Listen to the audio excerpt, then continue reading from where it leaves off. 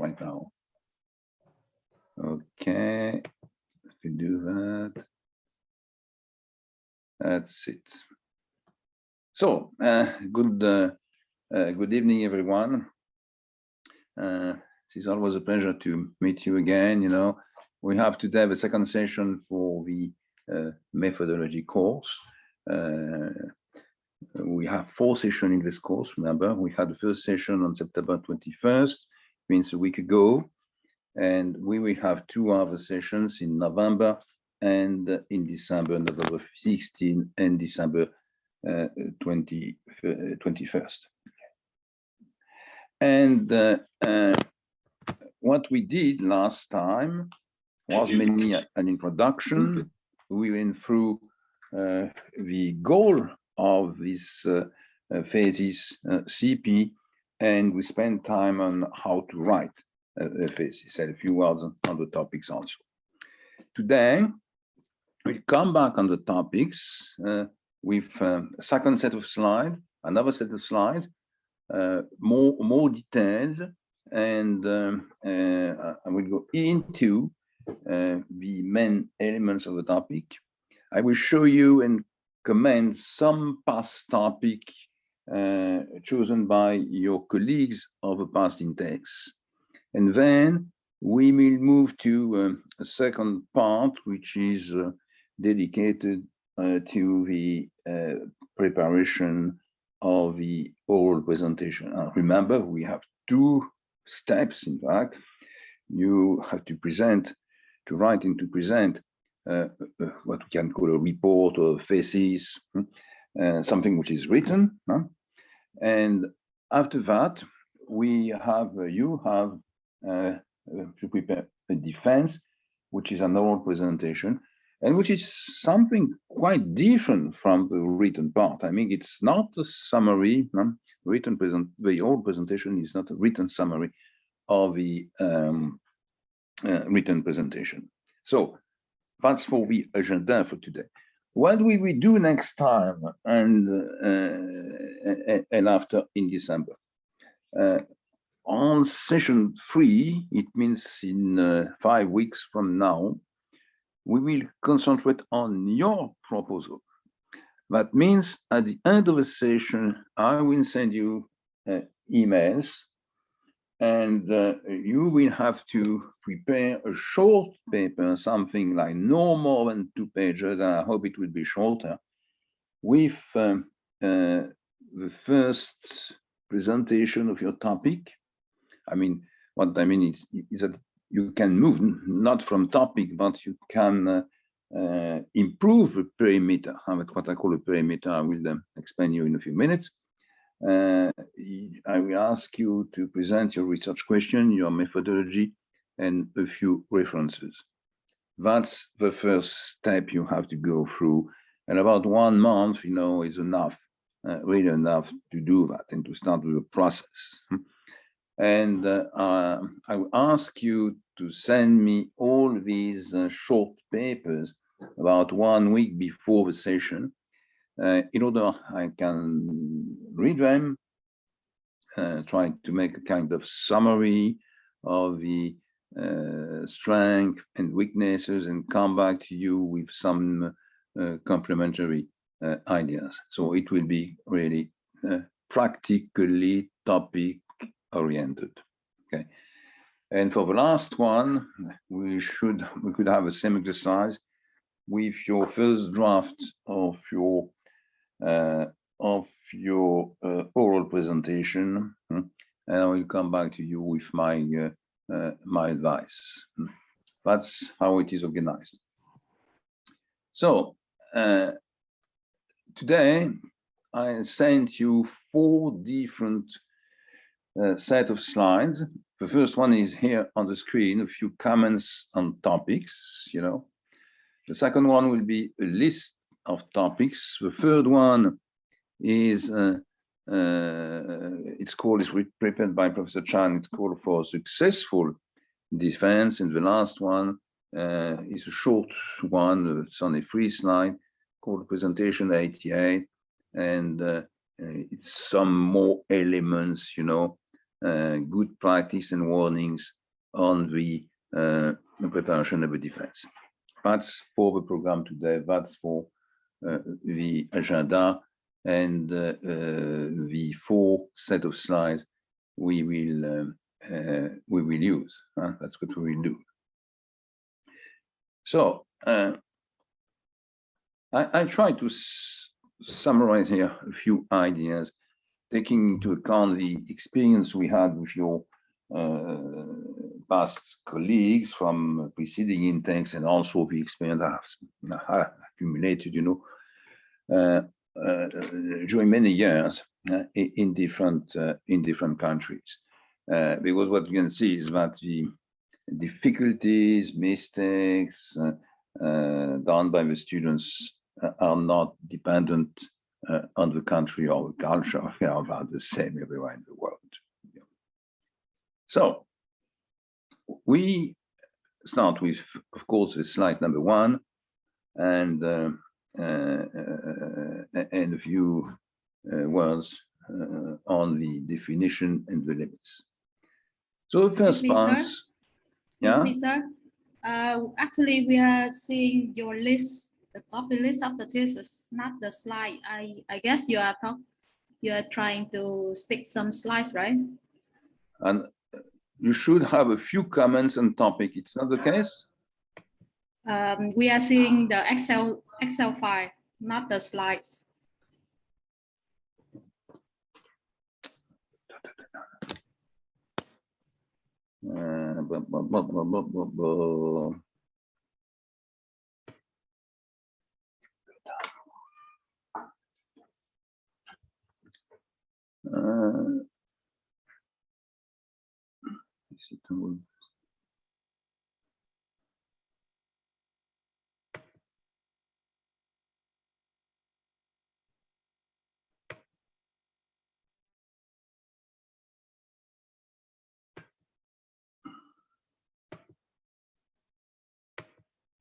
And now, is it a few comments on topics? Yes, we are seeing the slides now. Thank you, sir. Thank you very much. Thank you very much for your question. Yeah. So we have a set of slides here, and I start with number 1. One main point is the descriptive or analytical empirical dimension of the topic. And what we find very often is that topics are too descriptive. And the analytical part or empirical part is very, very limited. And that can happen on many different topics. It can happen on a topic on risk management in banks, or it can happen in a topic on an M&A, or it can happen on a topic on dividend policy, or it can happen on even a topic on IFRS, So when you start with a topic, you have to be sure that you can develop a methodology, have an analysis, be empirical using data, interview, comparative case study with a set of criteria. We are not interested here in description of what happened in the last 10 years on the topic. We want to concentrate on the very limited part of a topic where we can make some analysis using a methodology. Second point is that a title is needed. And the title is a few words. We see very often titles with 15 words, even 20 words, it's a sentence. The title is very short. It's 4, 5, 6 words, no more. And of course, if you think it's not clear enough for the reader, what you can do is to add a subtitle. A subtitle could be added. It could be a kind of general title, credit risk management in commercial banks. Subtitle could be Vietnam banks in Vietnam from 2018 to 2021. So be very careful. The title is what is read first. And the subtitle gives the idea of what we do, of the limits of the topics. If it is 2018, 2021, it means it's not 2021. If it is Vietnam versus Thailand or Malaysia, it's not limited to the country, and it's not worldwide. So this has to be prepared and worked. This is something you have to start with, but which can move also during the month to come, when you are more clear on what you do exactly in your thesis. 4, this is the problem of perimeter, what we call perimeter. That means if you come back to my example here, let's say credit risk management in commercial banks, it has to be limited first in terms of geography. Second, in terms of period of time. Is it a picture today in 2021? Do you want to to go through an evolution? What is the period you take into account? 3 years, 5 years, why?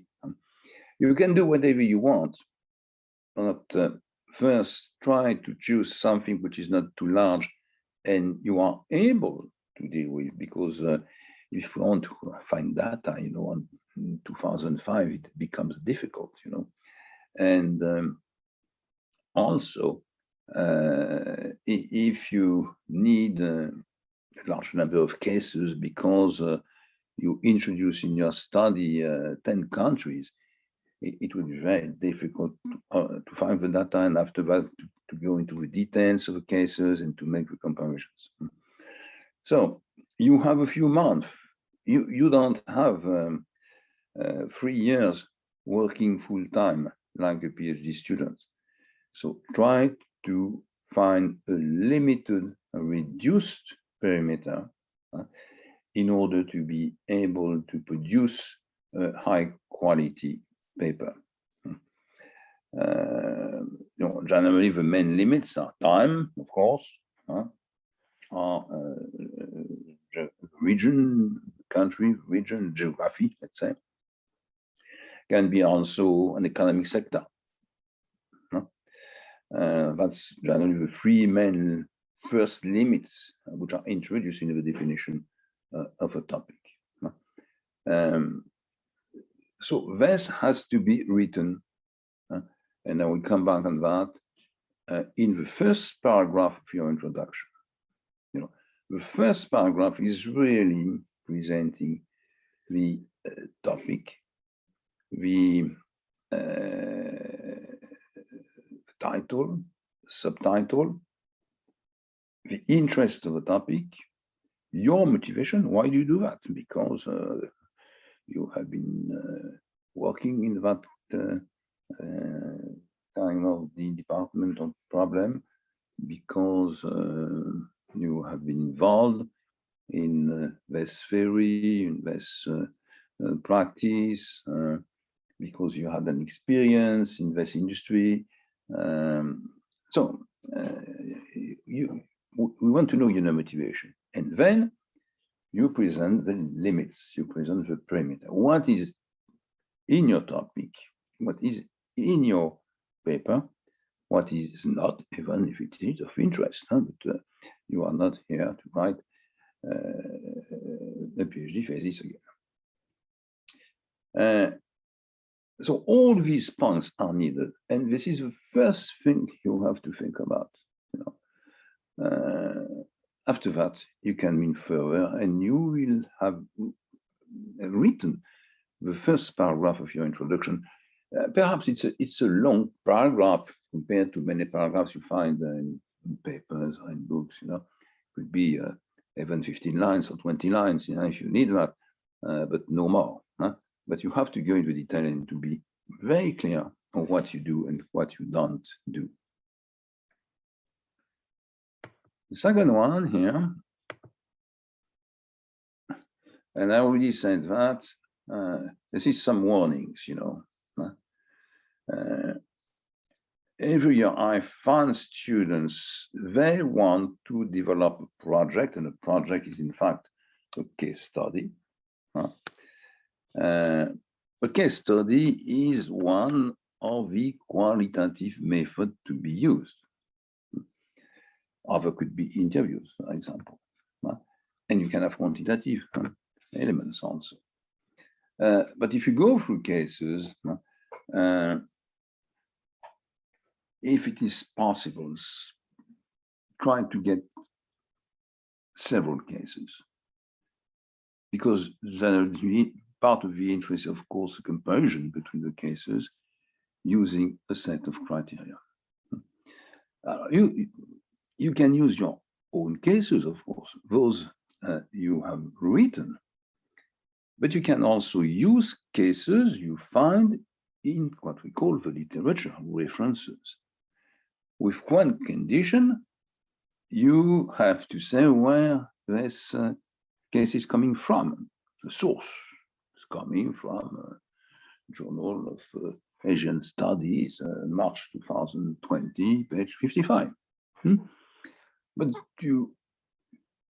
this is a possibility. You develop 3 cases and you find 3 others in the literature, and you use a portfolio of 6 cases in your analysis.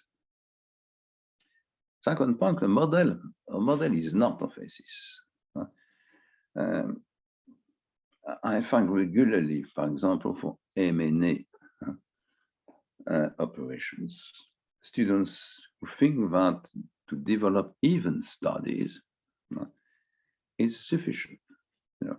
So they say, in fact, have a good knowledge of what event studies are, how we can use them, what kind of data we need, and I've got the software, and now I want to make some kind of applications and apply them in order to measure what are the consequences of the announcement of an operation. We discuss about what is the announcement, and after that, they go through the event study in order to find if there is some kind of an abnormal return, as we say.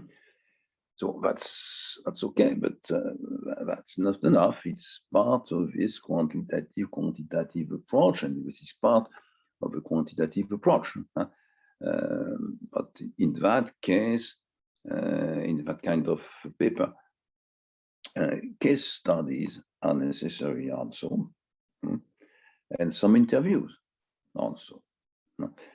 So a thesis cannot be, summarized or reduced to one case study or to one model. There are methodologies. There are methodologies to use, but this presentation, when you have just a case and something around, or a model and something around, is what you can present for a paper at the end of the course when there is an assignment. This is not large enough in terms of development, in terms of methodology for a thesis. Third point, and this is quite specific to Vietnam, I would say, or to some other countries, for example, I give courses also in countries like Algeria, Morocco, Senegal, Lebanon, Greece. And in some countries, students bring very international topics. That's the case for Lebanon, that's the case for Greece. That's now the case for Morocco. In some others, like Algeria, like Senegal, you know.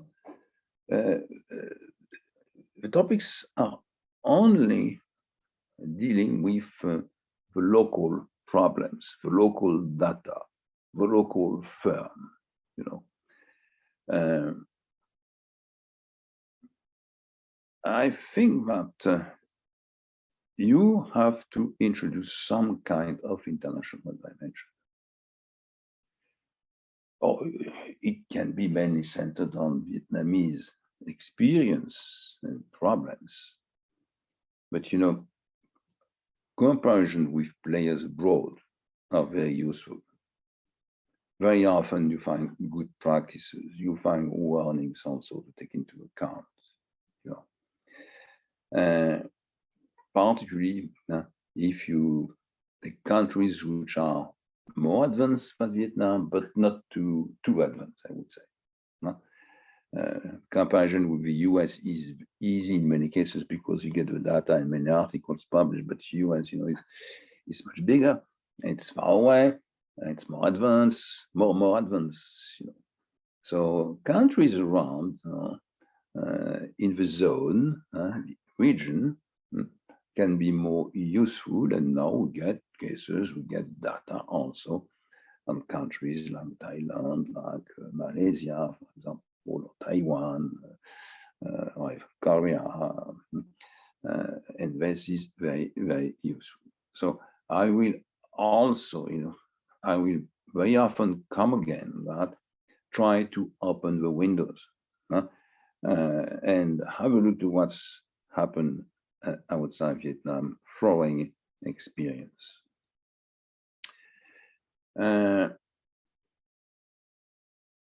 Very well-known topics are risky because it's difficult to bring a new contribution. So be very careful also on that point, particularly on theoretical topic. Each year I get in the MEBF 1 or 2 students, they want to do something which is theoretical. You know, had a case 2 years ago on dividend policy. But, you know, I have an analysis of theoretical approaches of dividend policy. You know, there's so many research published, you know, so many articles available, but it is difficult to find something new.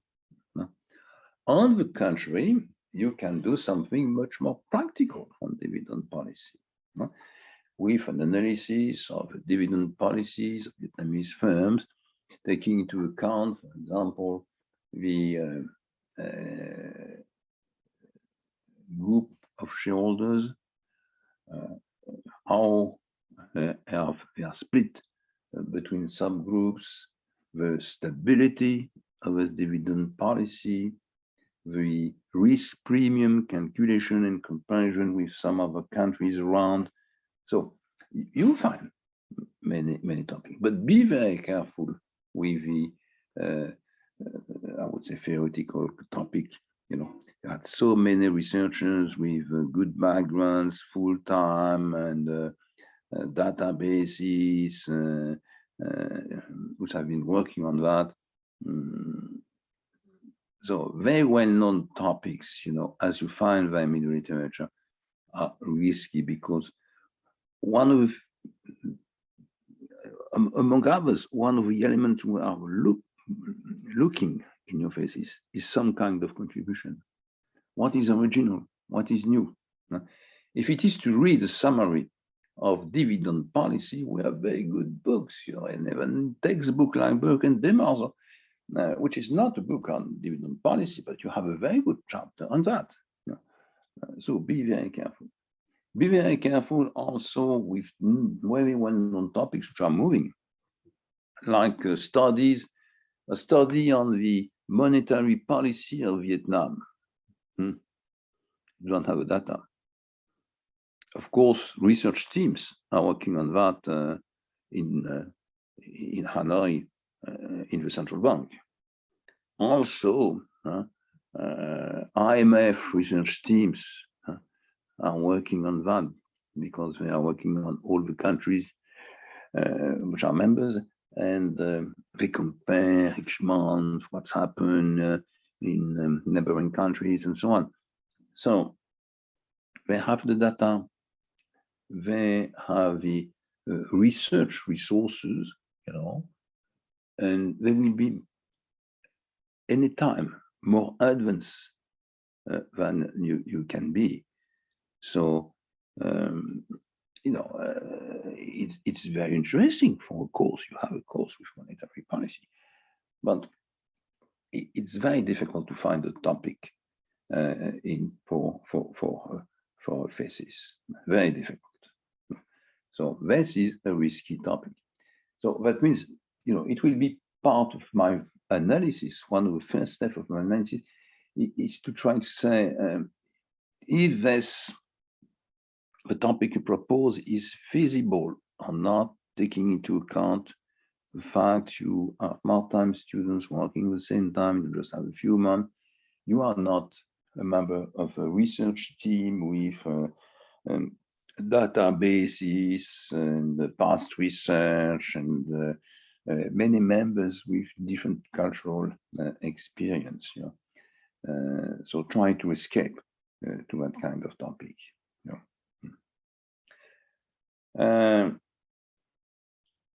Another warning is about up-to-date topics.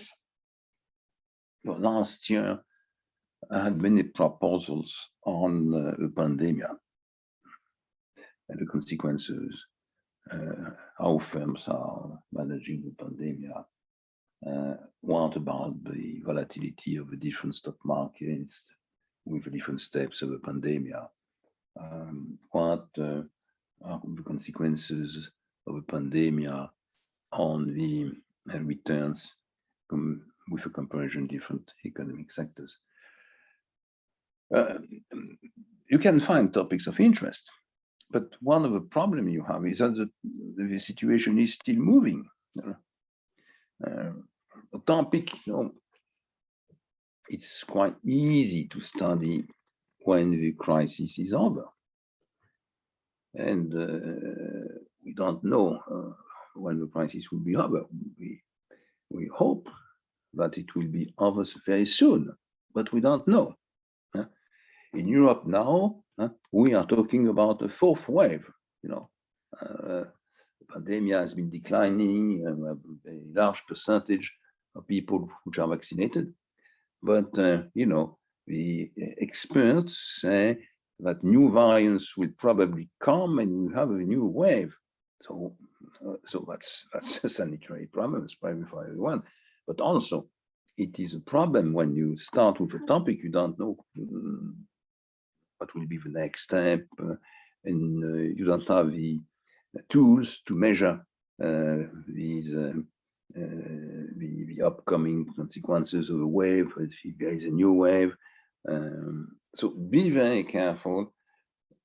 I think these topics will be really of interest when the pandemic will be over, perhaps in 1 year or 2 years from now. That's where we are. So up-to-date topics are very, very dangerous. As very often also this problem with prices, price of oil, for example, which is an issue. Today, if you have a look to the market, price of oil is about $80 a barrel, which is now it's a price which is much higher than what it was, of course, 1 year ago. But it's not so far what it was in 2018 also. Anyway, if you center your topic on the oil price economic consequences in the steel industry, for example, which is a great consumer, you will follow the publication of the data each month and you will modify your thesis. It's quite difficult. If you take a topic like that, take a topic like the volatility of oil prices and consequences on the steel and another sector in Vietnam, from 2013 to 2018, something like that. But be very careful with very up-to-date topic, and those topic we don't have any experience is. So that's a few warnings here, and I will come back on these warnings several times because I think this is very important for you. And this is the first question I will raise if I think you are on the way to present a thesis which is very, very difficult to manage, to prepare, and to write.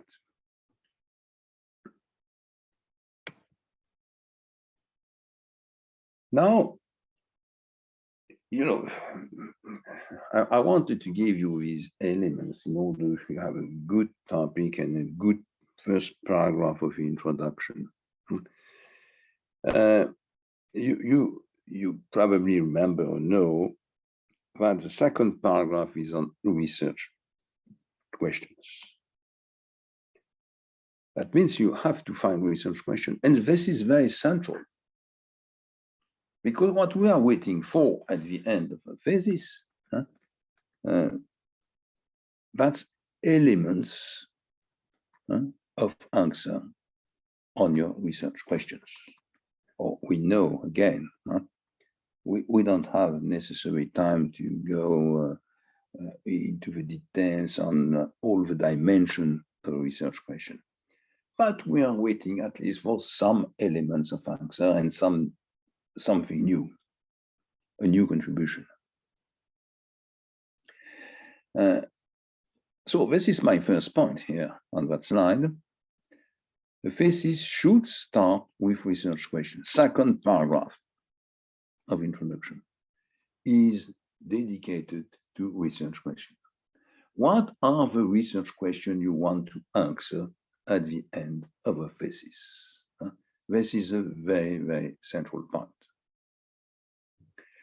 Now, you have two main ways to organize the research question. Research question can be organized with an envelope question. It means a very large question, which is taking into account all the potential dimensions you can study. And then you have sub-questions. Sub-question in that case, generally, they are very, very limited, and the answers very often are quantitative answers. So you have a very large question, and inside you find sub-questions which are very limited in terms of scope, and very often the answers you are looking for are quantitative answers. A second possibility is to have 2 to 4 questions connected one with the other. 2 to 4 questions connected together. Same importance, okay? And in that case, they are generally designing the organizational structure of your thesis also. I cannot tell you, of course, right now, but even when we agree on the topic, what will be the organization on your research question? It's another discussion, and sometimes you even move from the first choice to the second one, or the second one to the first one, after a few weeks working on your thesis. Third point, one of the mistakes very often done is to present research questions which introduce a descriptive presentation. For example, come back to my example on dividend policy. And you find the first question which is, what is a dividend policy? What are the different kinds of dividend policy? This is very well done in textbooks. You don't have to summarize textbooks here. If you think it's useful that the reader, go to Burke and DeMarzo on the chapter and read the chapter on dividend policy, you give a reference, you give a difference of Burke and DeMarzo, or the title of the chapter, a number of the chapter, and the page. But no more than that, you know. So descriptive parts and indicative questions have to be very limited for parts, and we should not have research questions to introduce descriptive presentation. Sometime when you have a case, for example, or have cases on the steel industry, as I said, we need a presentation of the steel industry in Vietnam and in comparison with the steel industry abroad. But it's not a research question. It's something different. A research question also should be simple, easy to read and to understand. Complex research questions are generally very dangerous because you don't find any kind of answer or element of answer.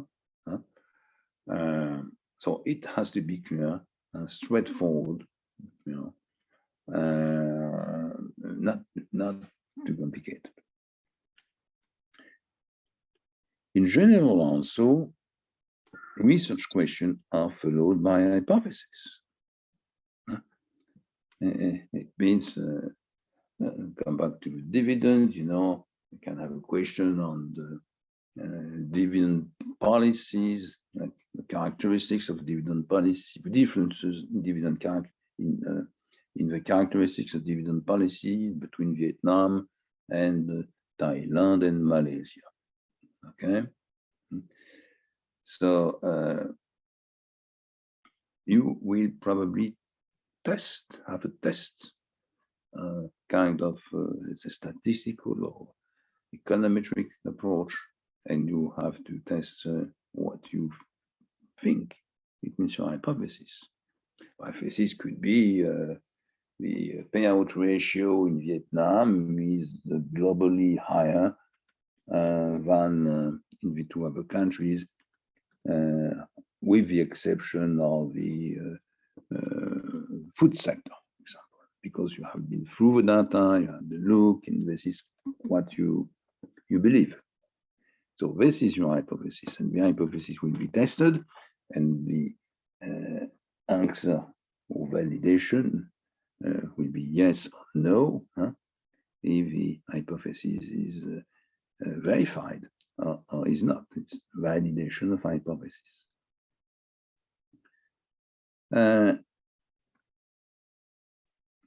In some proposals last year, no research question was presented. And of course, it becomes very descriptive. So this is not what we are waiting for. And I ask for what we call major modification in that case. So you cannot have, you know, a thesis without a research question. This is a very central point. So that's what I wanted to say on this research question slide.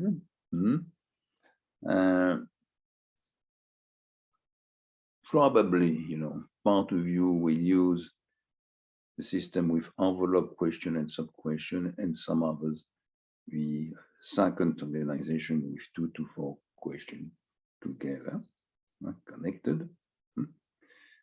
Be very careful about the introduction of descriptive parts in the research question. This is not what we are waiting for. Try, when you write a research question, generally, you know, in the first step, it's difficult to read. It takes 2 lines, and you have to simplify and you have to summarize in the second step. Another element, you know, is try to find, or to think at least, to the kind of answer you can obtain after your analysis? Is it something in words, sentences, quantitative data, a result from a comparison saying underlying the characteristic of two different kind of firms? What is it? If you don't find any, that means probably it's not a good research question. So this is what I wanted to say on slide 3. Now slide 4. So you had the first paragraph, second paragraph. Now we move to the third paragraph on methodologies. Methodology is something central. There is no thesis without a good methodology. It doesn't exist. However, you can decide to use one or several methodologies. Generally, the best thesis, use several methodologies. Just because, for example, if you want to present a quantitative methodology-based thesis, you need before some kind of interviews in order to find the good hypothesis and some cases the right model.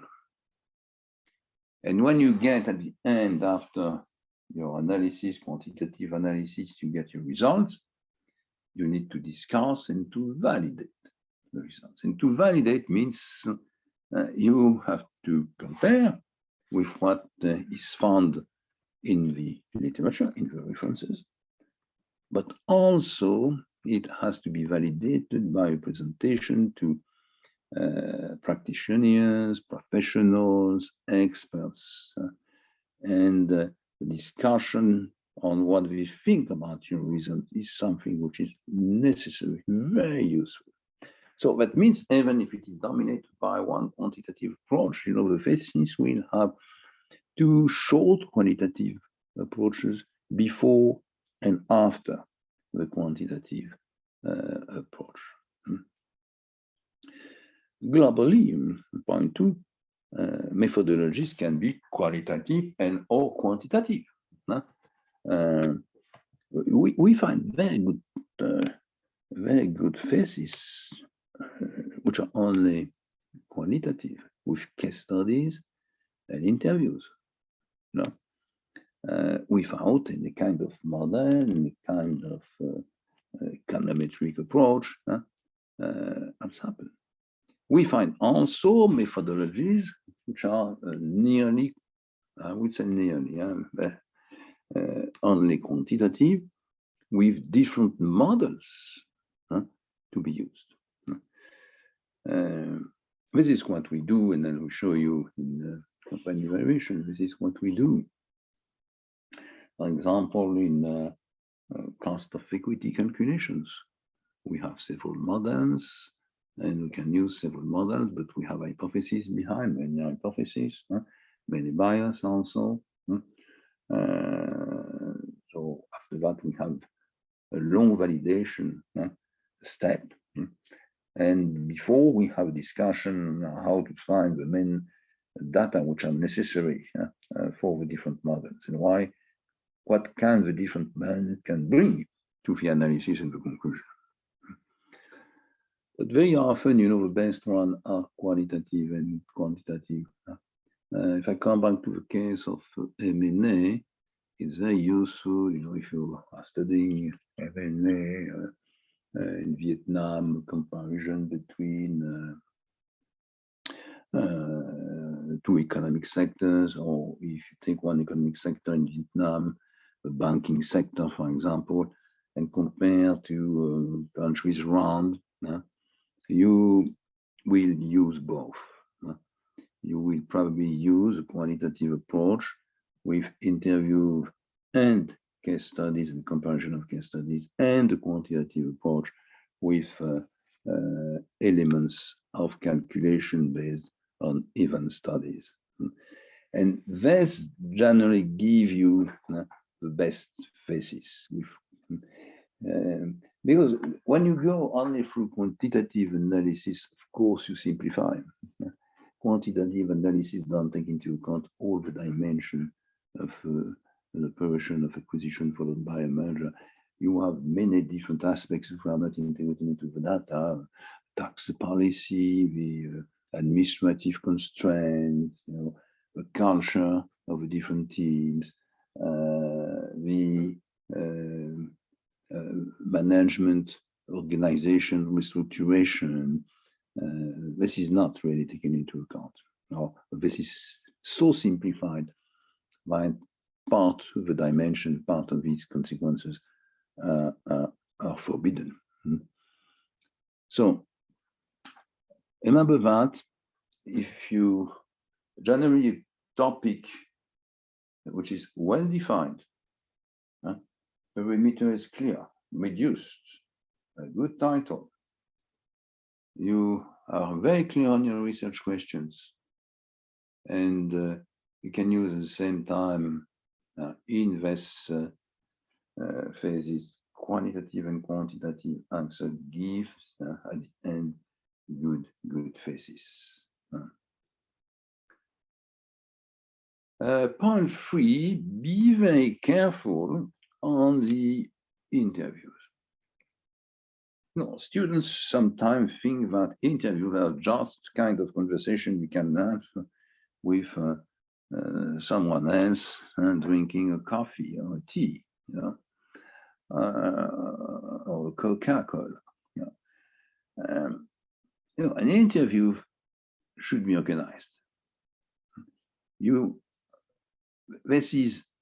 An interview is meant to collect information or to validate information you have already collected, or to validate or not hypothesis.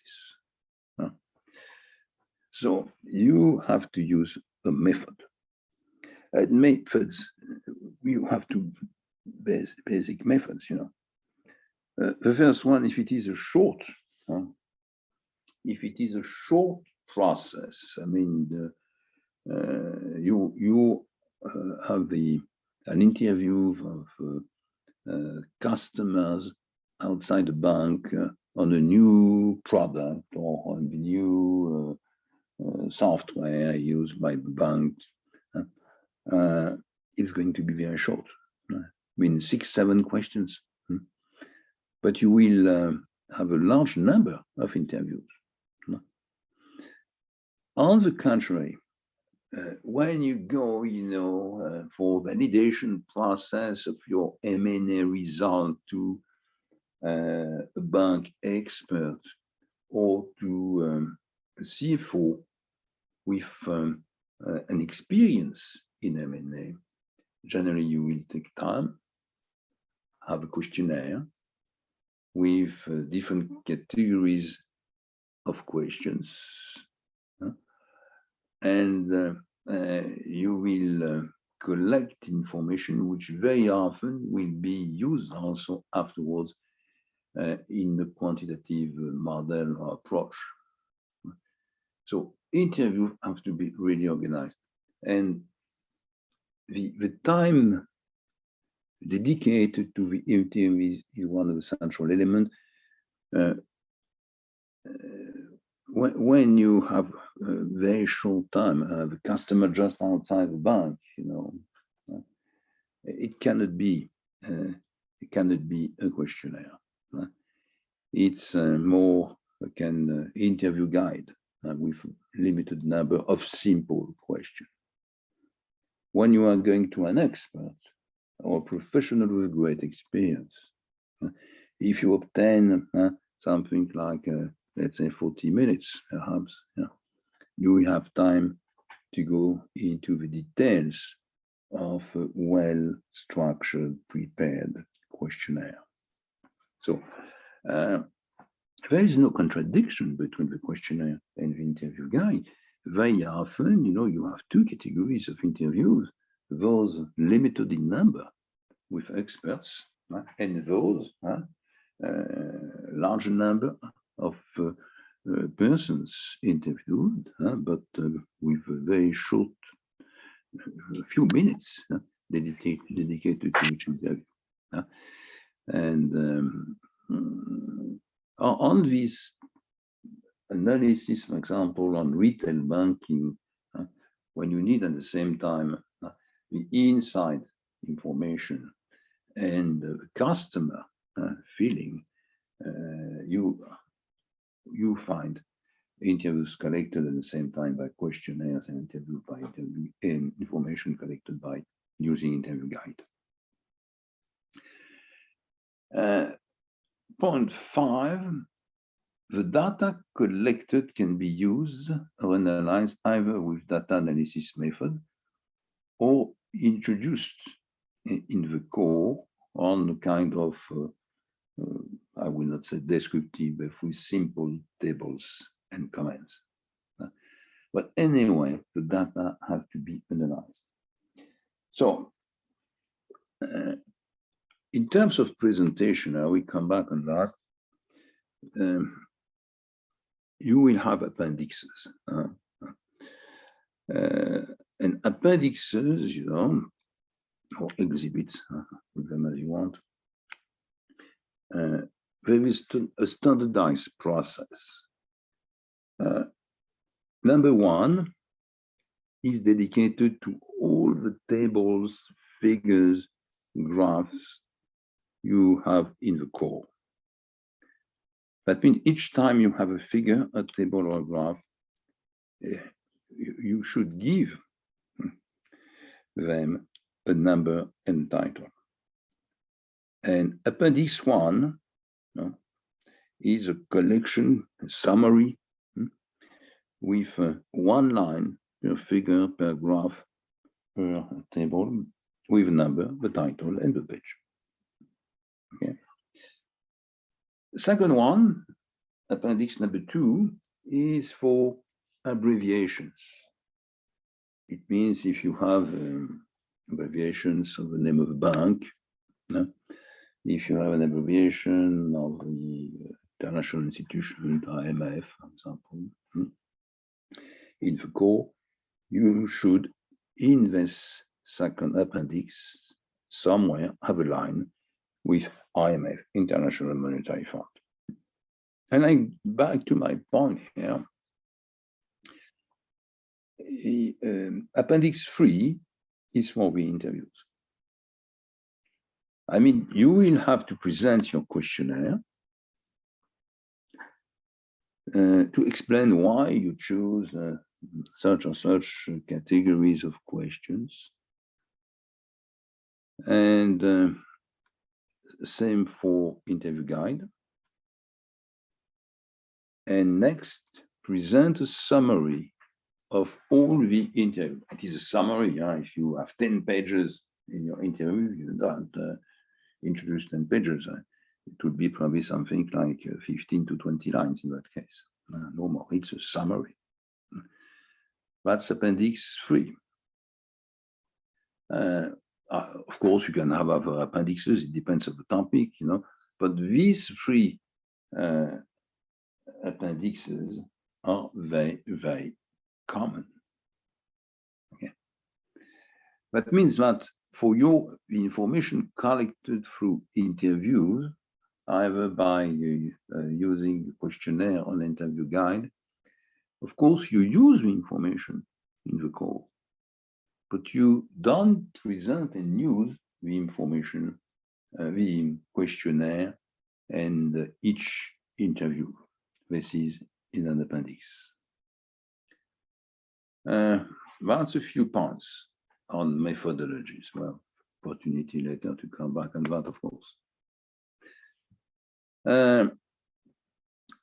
Another element here, the first one was mainly quantitative and general. Generally, a few proposals in the MEBF intakes, including quantitative methodologies. It seems, of course, simpler to make interview and to develop a case study. But for example, last weekend we had a first set of 8 defense for students from Intake 17, and we had to do propose 2 phases. It was brilliant. Yeah, the process and presentation really centered around quantitative methodologies. One of study on return and risk, and the second one of problem of announcement of acquisitions operations. Yeah. So a few proposals include quantitative methodology. My advice is, when it is possible on a topic, trying to use quantitative methodology. Generally, the quality of the result interpretation you give is better. But this doesn't mean you don't have qualitative also, even not only to introduce, to prepare the choice of a quantitative method, and after that to discuss and validate the result of the application of the quantitative methodology. Point 2, when students are studying topics using quantitative methods, but this is not only Vietnamese, it's what you find in many countries.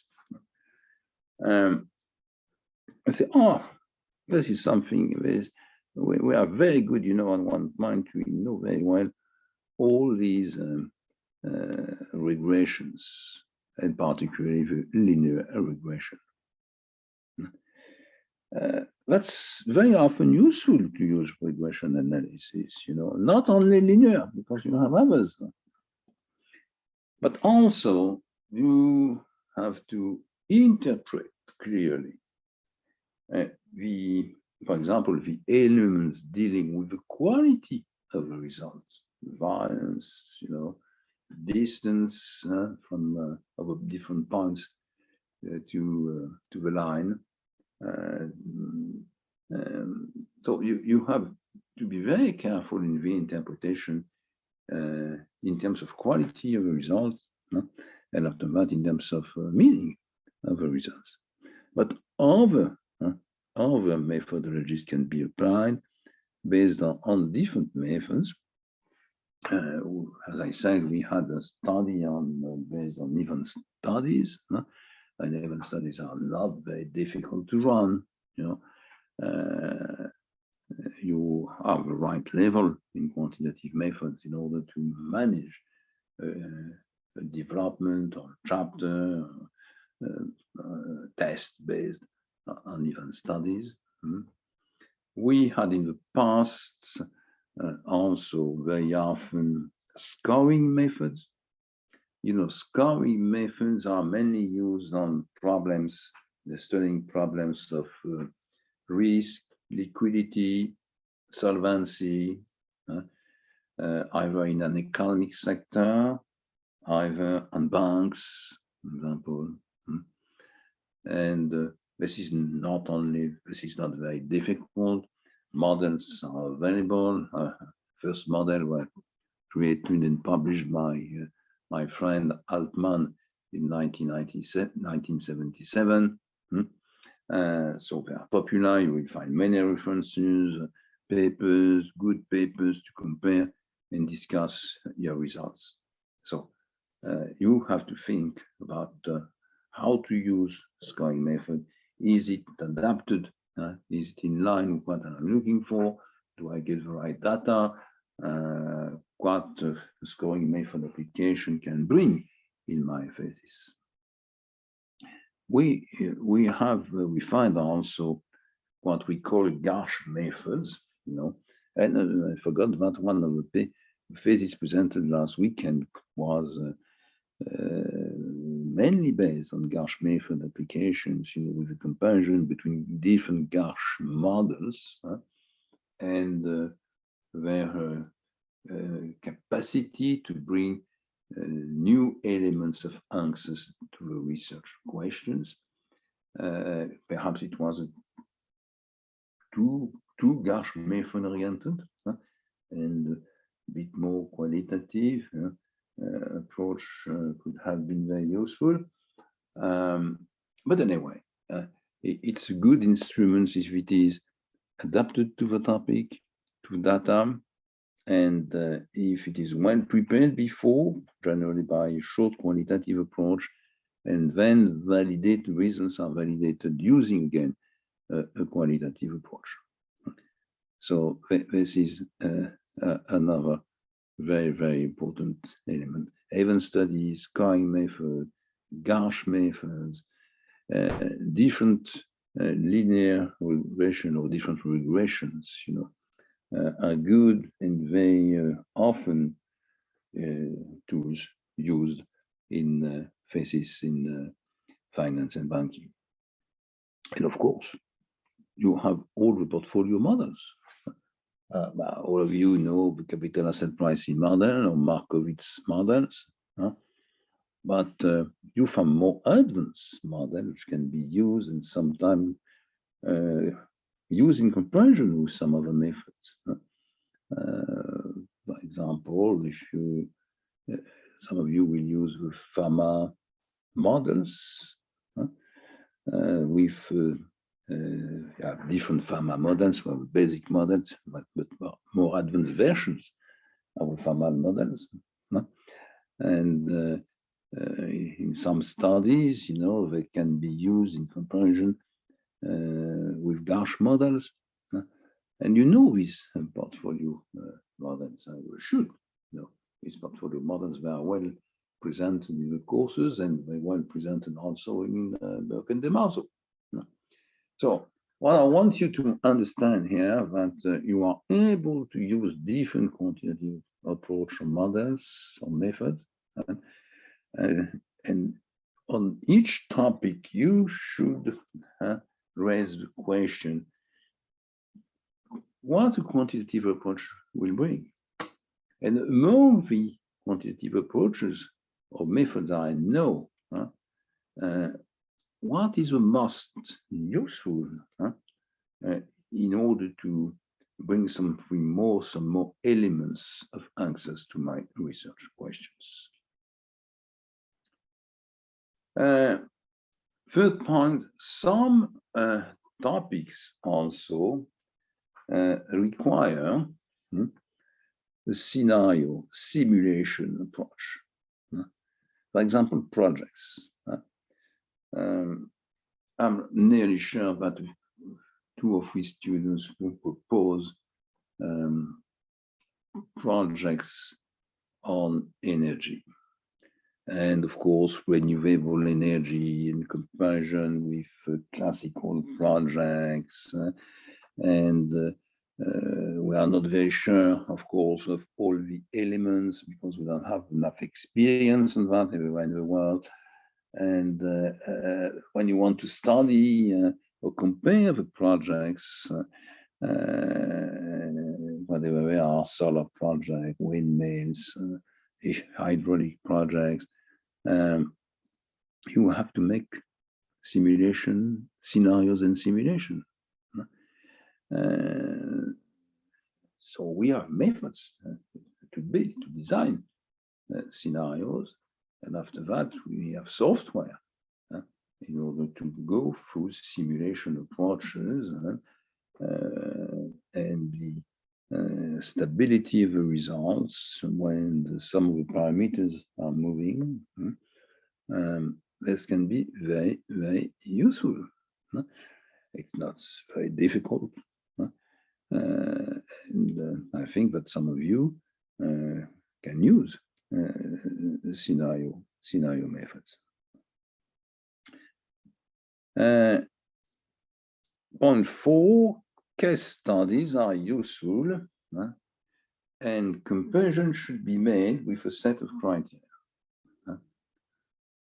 And of course, as I said before, secondary data. It means case studies you find in the literature and you use with yours. They are also very useful. They are very useful. Okay. why do we need a set of criteria? First, imagine that on a topic, let's say my M&A operations, for example, I've got 3 cases I found and wrote, and 3 cases from the literature. I have to rewrite them with the same structure, same presentation, same kind of data, in order to facilitate the comparisons. This is what we should do. But after that, if you want to compare, you have to find the right criteria.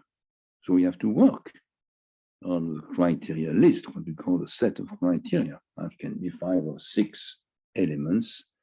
It can be profitability, sustainability, debt equity ratio, and some others.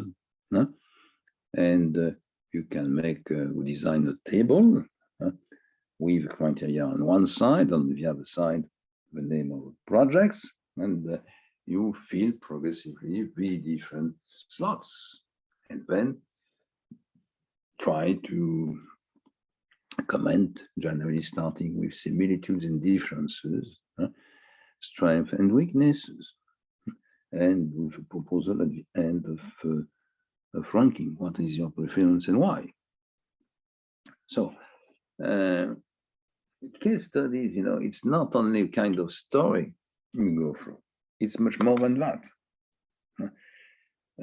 We need standardization, we need criteria, we need measurement, and we need identification of similitudes and differences.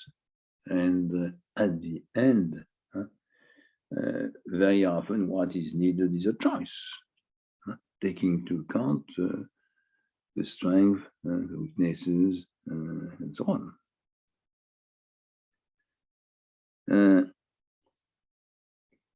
On these cases, again, my point 5 here, cases can be found in references. That's the reason why, of course, you use Vietnamese references. But, on many topics, the best references are not local references, but they are worldwide. They are foreign cases. And many foreign cases are available around. So use them. And very often, these secondary data, they bring you, and I've mentioned, you don't find in the Vietnamese case, of course, are the differences between countries in terms of culture, in terms of regulation, in terms of taxes, in terms of legal environment. This could be introduced by these comparisons.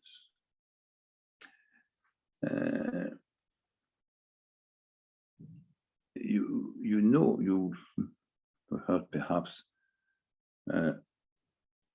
when you make acquisition outside the country, and this is true both ways, from Vietnam or from foreigners in Vietnam, we have to take into account what we call generally the distance.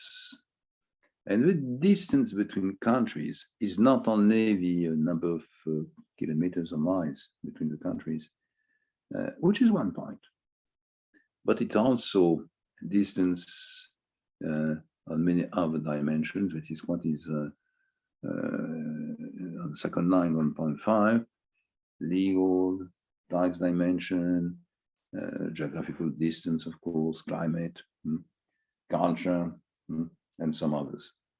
So we have available what we call distance indexes.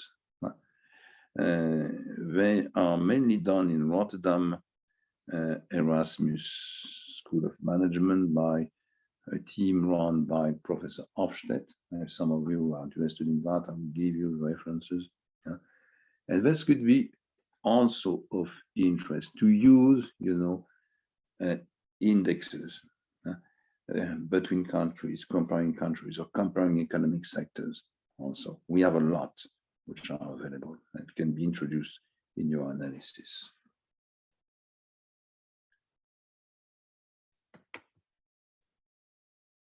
Comments on reference list now. The main priority for you will be to write a first draft of your introduction. At the moment, 3 paragraphs.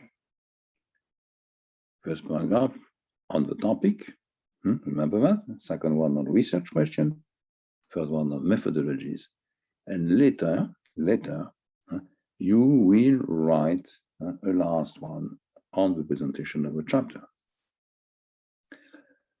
But simultaneously, what you have to start with is a reference list. This is very central. This is not what you can try to present, write and present at the end. This is the beginning. References is compulsory. It is a priority. So that means that you will create somewhere, on your computer, a list of references. Progressively, you will improve, you will add more,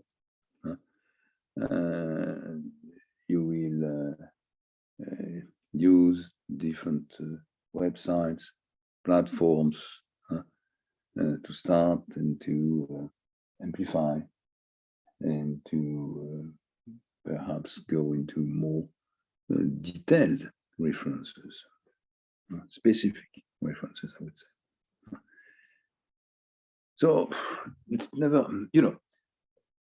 a reference is it's something you need at the beginning, but anyway, it will be improved progressively during the period you prepare your thesis. And perhaps during the last few days before you present your thesis, you will find a new one because there's a new article published, because you didn't find it before, and you have the opportunity to have a copy of the article. So it's a priority, but at the same time a long-term process. But that means that if you want to go further, you need very soon, in a few weeks, probably a list which will be about 80% of the final list, and after that it will be improved. Okay. I would say, okay, platform, website, of course, EBSCO, Cairn, and some others. But don't forget that you have past theses available. And your colleagues from the past intakes, they worked on topics which are, for most of them, very similar to yours. And what could be very useful, and you are allowed to do that, is to use their reference list. So these theses are available at CFG. So have a look to the topics, have a look after that to the thesis, have a look to the reference lists, because it's a good basis. It's less difficult to start with the first list, even if it's not completely up to date. And if your topic is not exactly what your colleagues 2 years or 3 years ago worked on. But when you have a basis, you have names of authors, you have references, you can go into some of them, and in each of them there is also reference lists.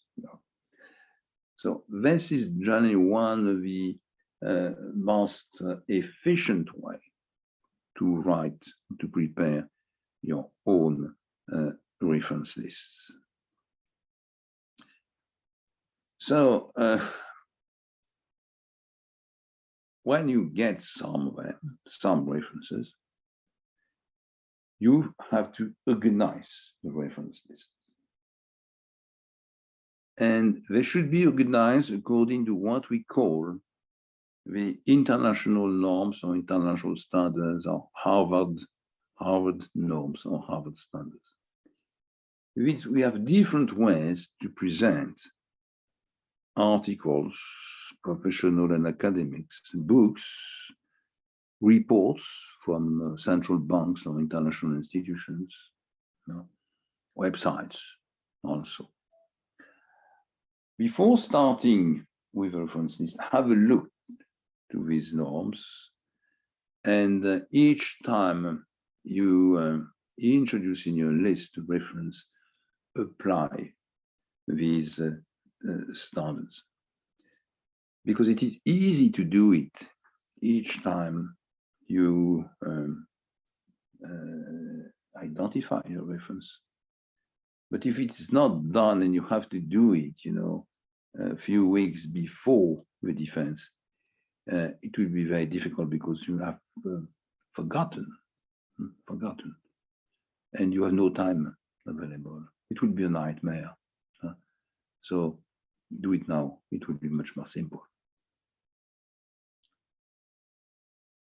5, what should I do with my list of references? And very often, and very quickly, you will get something like 50, 60, 70 references.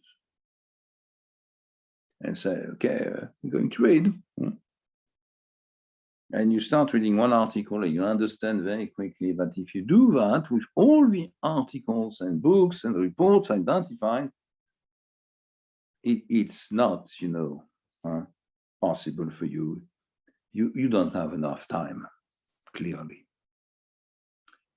So you need a method. And the method is the following one.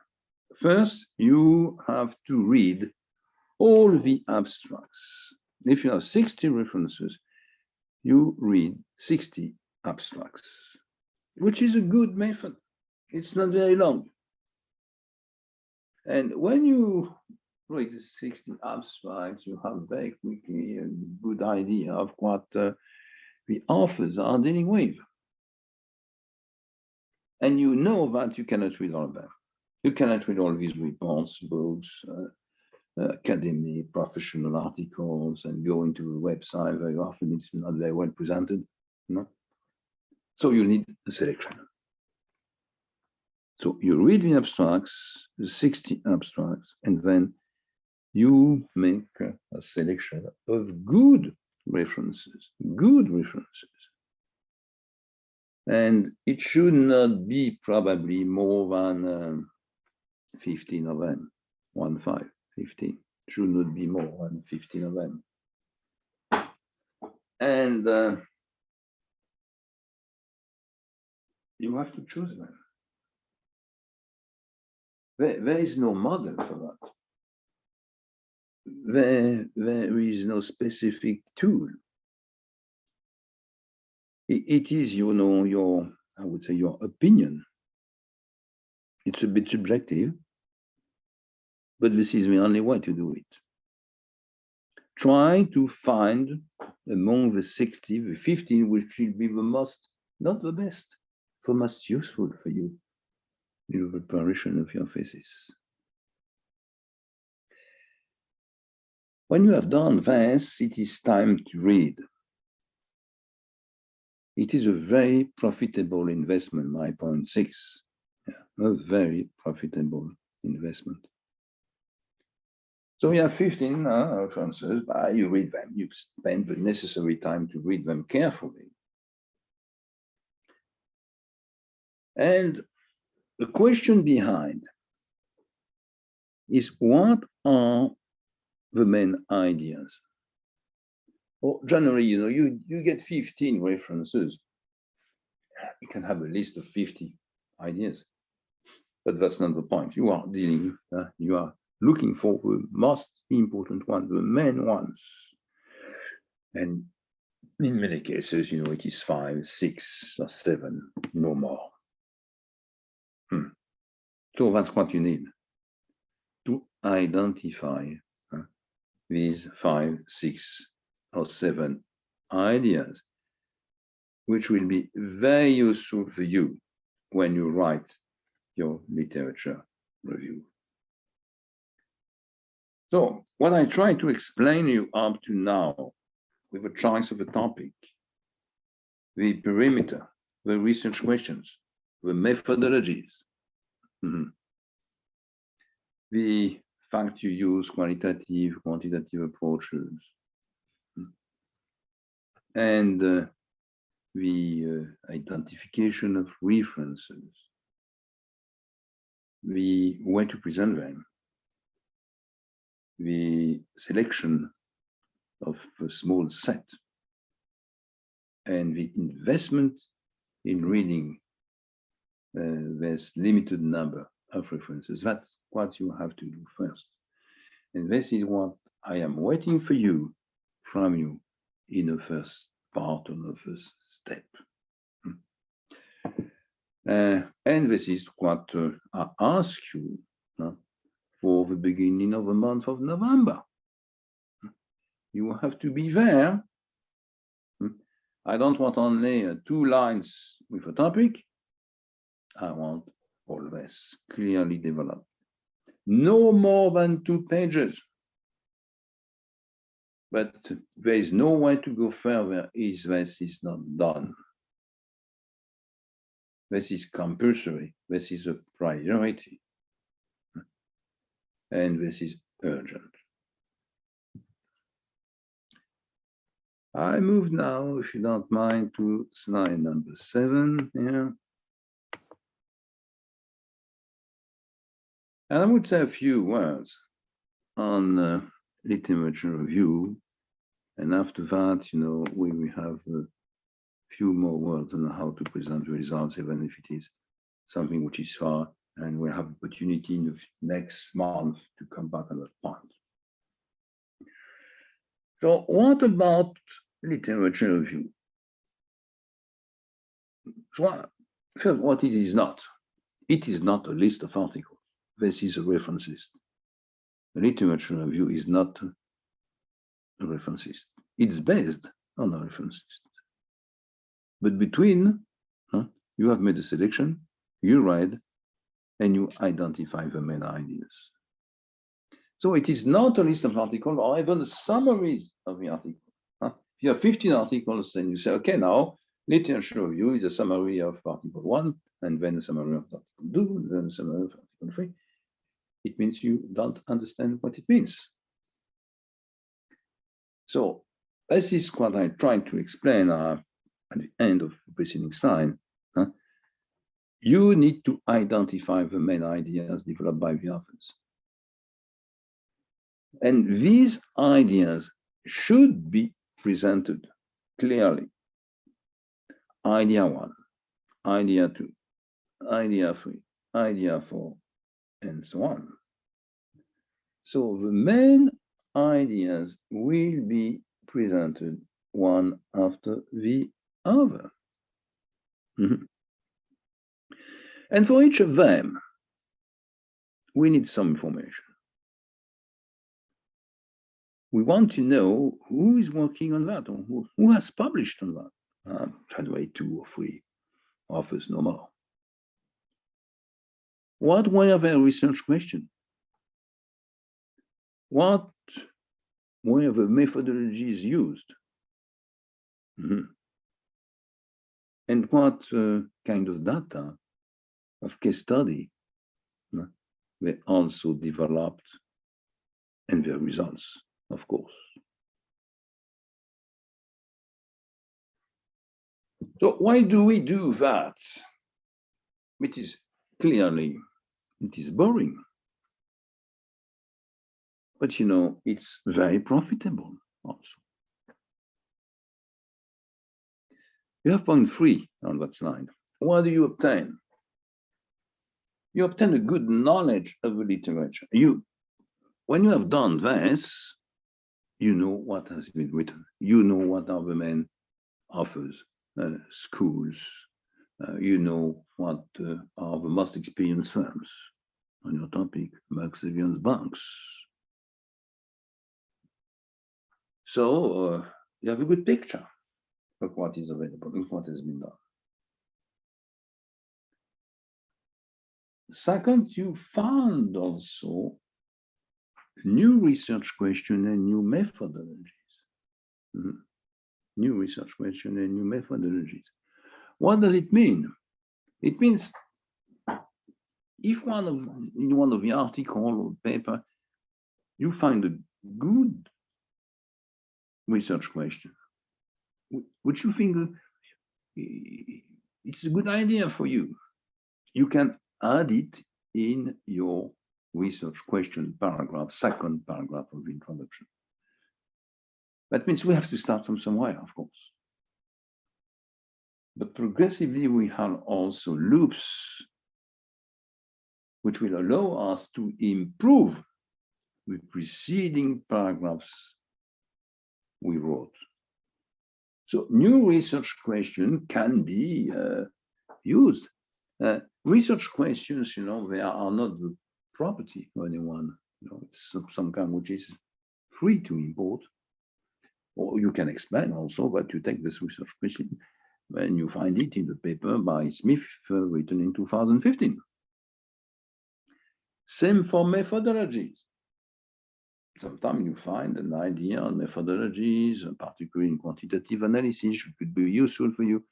Don't hesitate to reintroduce this methodology in your methodology paragraph, third paragraph of your introduction. Something which is also very useful is to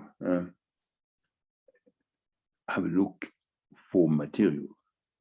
What does it mean? In these articles, you have identified and introduced for presenting the different ideas. You find reference, you find material. And material means mainly two elements, case studies and databases.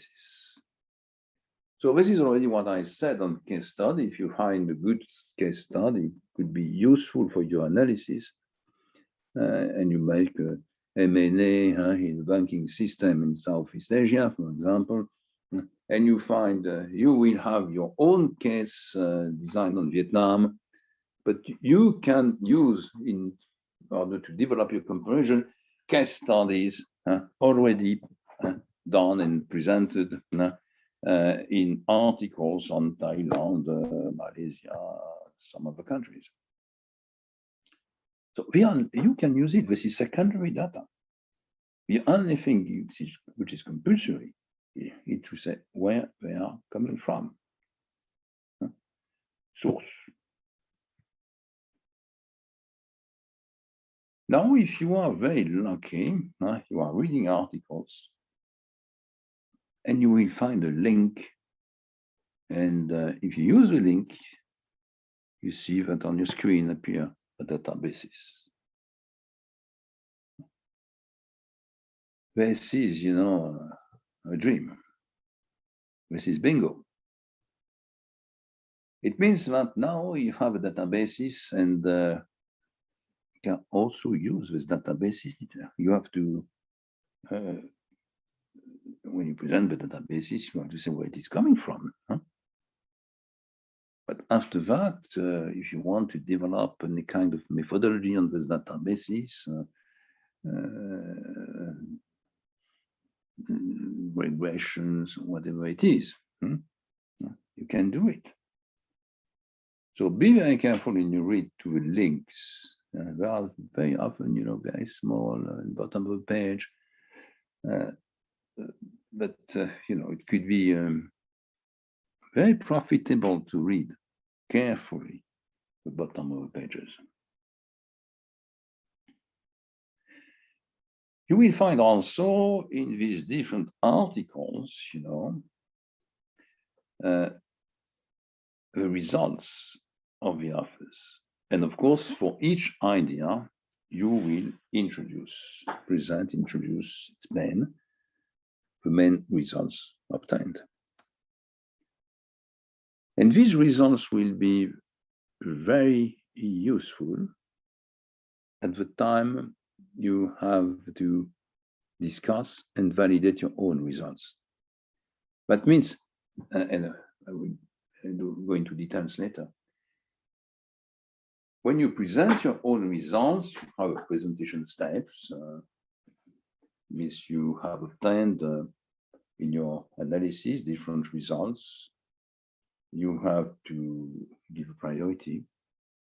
You have to say what is urgent, what is important, what could be reached short term, long term, to say what kind of resources are needed in terms of finance or in terms of human resources, for example.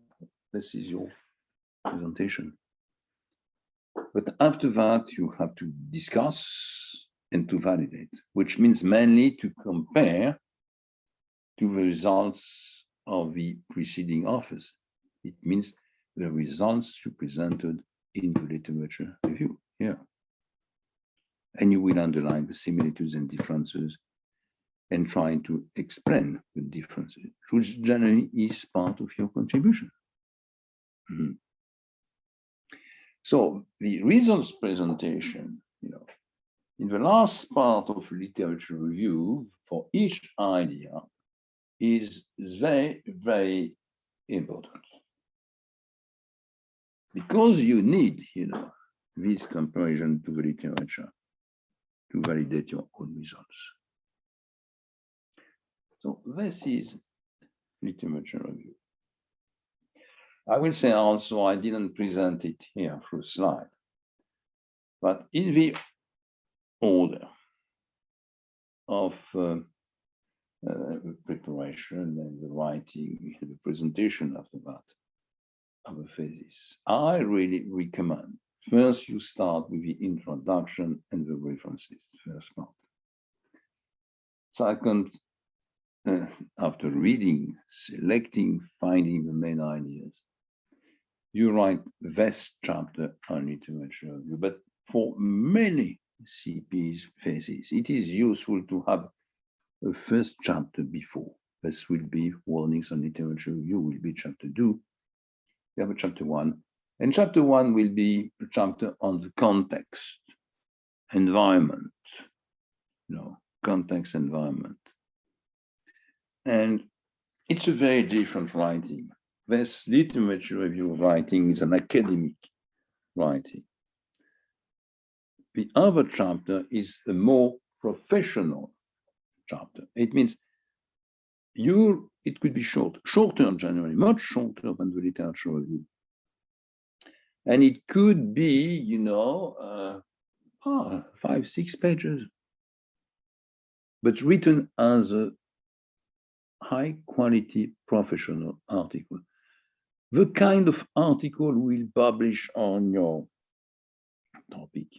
If we ask you to write an article for high level, international financial or economic journal like Financial Times, like Business Week, like British Economist, or some others. So this is January chapter 1 after the introduction, chapter 2 being the literature review. And these two chapters, are the second part on your work. So you start the introduction, reference list. You read the abstract, make a section, read about 15 references, find the best ideas. And at the same time, you can write, the order is not important, chapter 1 and chapter 2. Chapter 2, as we said, is a literature review, identifying the main ideas of the authors, with their research question, with their methodologies, data use, case studies, and so on, the results. And on the other hand, chapter 1 is a professional article, much shorter, different writing, explaining what is the topic, where we come from, what are the questions raised today, what could be the expectations. That's all. And then you are at the end of the second part of your study. Part 1, introduction references. Part 2, chapter 1, chapter 2. Generally, we say, for chapter 1 takes about 1 month, 5 weeks. This is what I ask you for the beginning of November.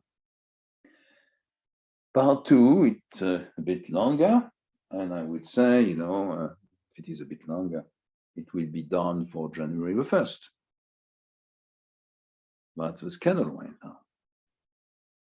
Okay? After that, you will have a third step. And the third step, I will have time later to come back on that. It's your analytical empirical part. This is the most important part of your thesis, anyway. That's where you use your methodologies, qualitative, quantitative. That could be organized into 3 or 4 chapters. The number of chapters is not important, Yeah. And the structure of a chapter could be the research question, could be the methodologies, could be also the main ideas you found in your literature review.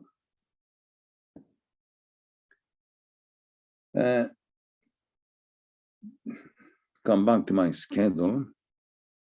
It will take about, I would say, 2 months, 2 months and a half. That means if you finish step 2 by January the 1st, it will be over by March 15. And then you will have to move to step 4. And I have a slide here already prepared on the results. I said a few minutes ago what I was waiting for in the part dedicated to the results. First, these results should be presented, organized or reorganized and presented. And generally, they are kind of reorganization. This is a word here in point 1. Restructuration, rewriting of the partial conclusion. That means that in the different chapter before, the 2 chapters of step 2 and perhaps the 3 chapters of step 3, I recommend to write short introduction and short conclusion for 2 reasons. The first one being, the simplicity of reading of the member of a jury, of any persons you will send your thesis. Always think to the reader. And the second point here is that if you summarize clearly your 2 or 3 main ideas at the end of each chapter, when you write the presentation of the results in part 4 and step 4, your work will be mainly to reorganize, restructure all the partial conclusions, results, taking into account, in fact, they're urgent or not, important or not, the resources which are needed, financial, human resources, for example, okay? The possibility to reach this result in the very short term or medium term or in the long term. This is part 1 of the presentation of the results in step 4. Second, they should be discussed. discussion is something which is very simple. Because to discuss, you don't need any method. You have a look to your results and you have to say what you think. For example, I have a look to my result and I thought before making the analysis that the answer will be completely different, will be the opposite.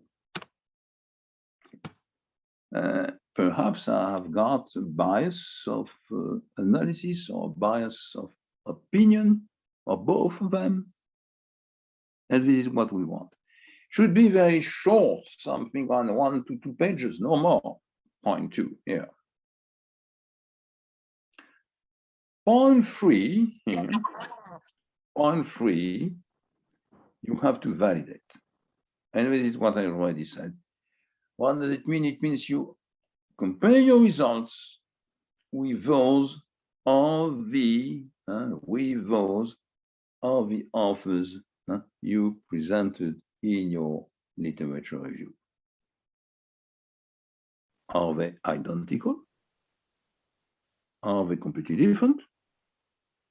And you will see that in general, the case, what you find is that they are for a part identical, for another part completely different. But for the largest, most important percentage, they are similar with some differences. And what we are interested in, okay, is to identify and underline the references. And something which is very, very important is to try to explain these differences. Why is it different? Because of the countries studied, because of a period of time, because cases are the same, because of the quantitative method you use. Is it a bias of analysis, or is it a cultural difference which is of interest, for example? You have to spend time on this discussion, validation, explanation of the differences. This is very central in your thesis. Now, we have a last element on that slide, which is, what do you want to do with that? In most of the cases, you have something which can be called recommendations or good practice warnings. It means it can be a recommendation to different players involved. Sometimes it is to the central bank, sometimes it is to the banks, and sometimes to the insurance company, to the acquirer, the potential bidder, or to the targets. It depends. But in many phases, we are waiting for recommendations, and particularly the kind of phases we write on that kind of program, which is for part academic, for part professional. So if you find academic results and if you have discussed and validated them, now it's time to translate them into recommendations for practitioners. This is what is needed. And we are waiting for that. And this is very often, a point for questions at the time you go through the oral presentation. So I would say, okay, you went through introduction to the literature review, the context, just a few words on the analytical step, and come back on that, went to details into the results, recommendation analysis. What is the end? The end is very simple.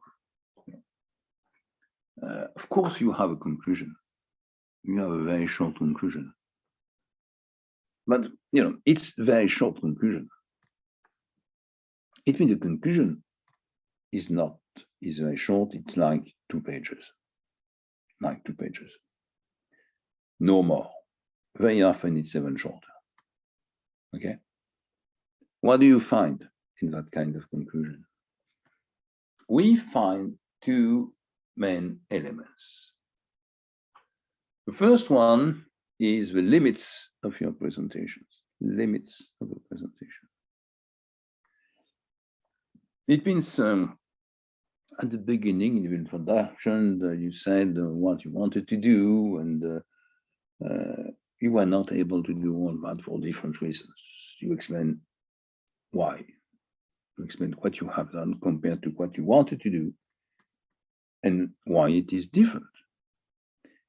You explain also that sometimes you have done more, at least on a few points, because you had that opportunity. You met someone, you find a very useful case study in the literature. So all these differences between the original framework should be identified and explained. And the second part of the conclusion, second part of the conclusion is what can happen next, perspective, as we say. And we have 2 points there. The first point, is short term. First point in short term. What is short term? It means you are next June, July. You present your paper, you define your thesis, and we say, okay, this is good job, but you can improve it. You have a possibility to work for another 4 months. And we see you in October 2022. What will be your action plan? It means, what will you do in the same situation? You are still working. You are still part-time students. What will you do to improve your thesis? And now very last point is on long term. You are so keen and invested into your project that you decide to become, either a full-time researcher in the bank or full-time researcher in a university, or you decide to write a PhD thesis on the same topic. Of course, you will get 3 years. And if you are in a bank, you get research resources, budgets, and so on. So the question is simple. What will be the priority of a long-term study? Just what are the main questions to start with in such a project? And this is over. This is finished. Okay, at least for the core. I explained you already a few minutes ago what you will find after the conclusion. Bibliography, what we call references to bibliography, and then appendixes. Now you will find also a few pages before the introduction. And it's very simple. In fact, you have a cover page. Ask to your assistant, program assistant. After that, you have a first page with your name, mine, BF, intake number, year. Third page will be what we call a free page, which is also known as acknowledgement. If you have a look to the British or US articles, it's really a free page. You can make a drawing if you like, but generally it is a quotation, and it's a thank you to your cat, to your dog, your another animal who is working for you at night, when you write your thesis. Next is a page which is very important, with abstracts. You need a 15 lines abstract summarizing all the elements of your thesis. It's difficult to write, 15 lines to present the topic, the research methodologies, research questions, methodologies, main material use, cases, data, basis, quantitative methods, and results. And below that, you should have what we call keywords, something like 6 to 10 keywords. Okay, and then you will find your table of content. That's what you need. So now I've been through all the elements, from the cover page to the last appendix, and spending time mainly on the core between the introduction and the conclusion. You have the structure, you have the warnings, you have recommendations to deal with this kind of projects. Okay, so I finished with this set of slides, and we have a short break, and after that we come back and move to a list. This is what I want to do next. A list of topics on the last on 3 years, which is in fact in-text 17. It's not finished, it's not over. It's in-text 14, 15, and 16. And this will bring an example, and we'll give you present you some comments on that. So we have, as usual, a short break, and we come back with this slide, in order to give you on topics. So it should be this one. I hope you see now the slide with the topics, and it should be there. Okay, and we have a look to that list, and we comment and bring you some comments. So let's have a short break, please.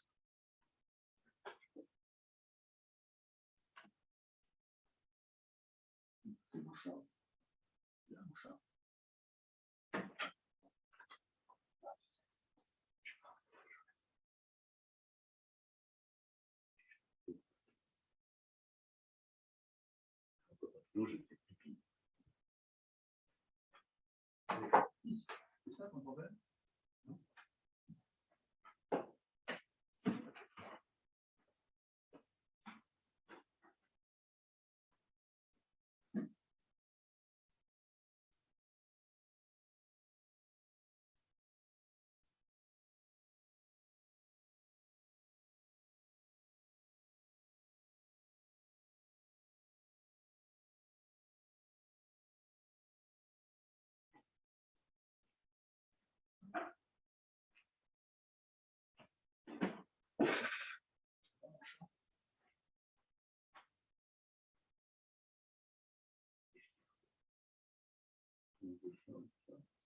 Bonjour.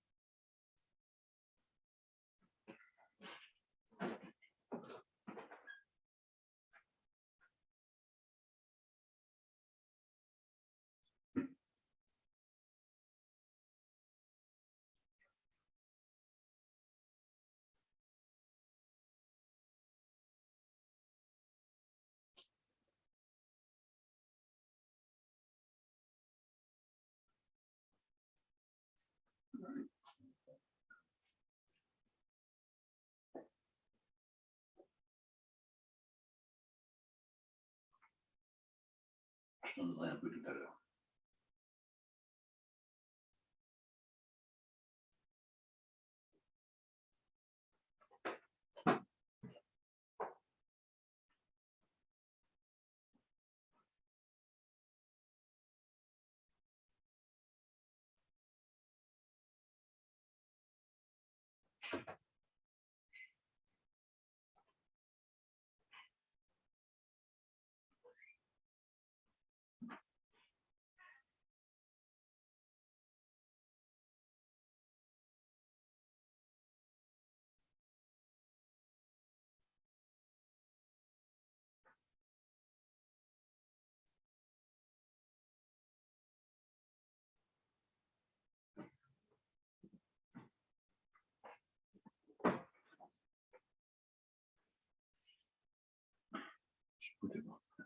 Okay.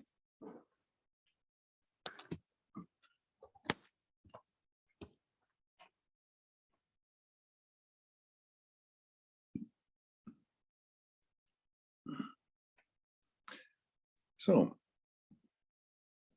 I think it's time to start again. You know, we had a few minute breaks, and we have about 52 minutes left. So I send after this important part, you know, on the structure, recommendations, good practice, advice, so on. We will move to a list of topics. And this is a list topic of your colleagues from 3 past intakes, 14, 15, 16. And you get the title, and you find also the grade your colleagues obtained, you know. So you find different categories of topics. I will try just to give you some like focuses, you know, of some of these topics here. You will find first, you know, topics which are based on quantitative analysis. I'll put it that way. The first one here you see just in front of you. It's applying Z-score for internal credit rating, which is really a classical topic and can be original only by the banks behind and the data use. But in terms of methodology, there is nothing new. This is something very common based on the Altman model and different improvements which has been done for banks, you know, during the last 40 years. We had an analysis of credit portfolio management, and this is also based on classical markets of management of portfolio of credits. So we have also an approach which is a quantitative approach. In another kind of topic, in terms of quantitative approach, we have also this one here, which is the analysis and stock valuation of Vietnam dairy products. So it's not so difficult. You take 1 or 2 firms, you make analysis in terms of valuation of the stock price. You try to compare to other companies here in Vietnam, and you can use all the available, you know, data you find overseas. First, indexes, because you have indexes of dairy, the firms involved in dairy products, you know, and you find also individual situation, individual values, and you can make a comparison. So it's based on valuation techniques, valuation calculations, and how to move from valuation to price, and then comparison of the price you find to what you find outside the country, on the stock markets, and also the indexes you find, because there is, as in many elements and many sectors, in many kind of firms, in many countries, you find indexes on a long period of time, which allow you to make comparisons. If I want to find another one, using quantitative method, because it was one of my topics today. Find you another. Application of valuation models for stocks in Vietnam steel industries. A very classical topic. You take valuation models. We have many of them. You have a few families, 4 or 5, it depends how we present them. But if you go in book on valuation models, so you will find something like 100 different valuation models. So you make a choice, you apply them to Vietnam steel industry, taking into account a portfolio of producer, and you make a comparison, and you can make at the end the comparison with what's happened abroad in other countries, is how the prices of the stocks on the Vietnamese steel companies compared to steel industry, steel companies in other countries.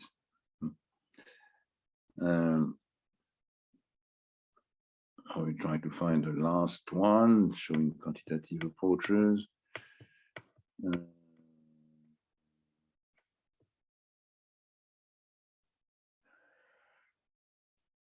One of them here has not been done that way. It was not done with a quantitative approach, but it could have been done. That's all. And generally, that kind of topic, looking for the identificational driver, is based on a regression analysis, what we call OLS, which is a specific category of regression analysis. This is a good example. Okay.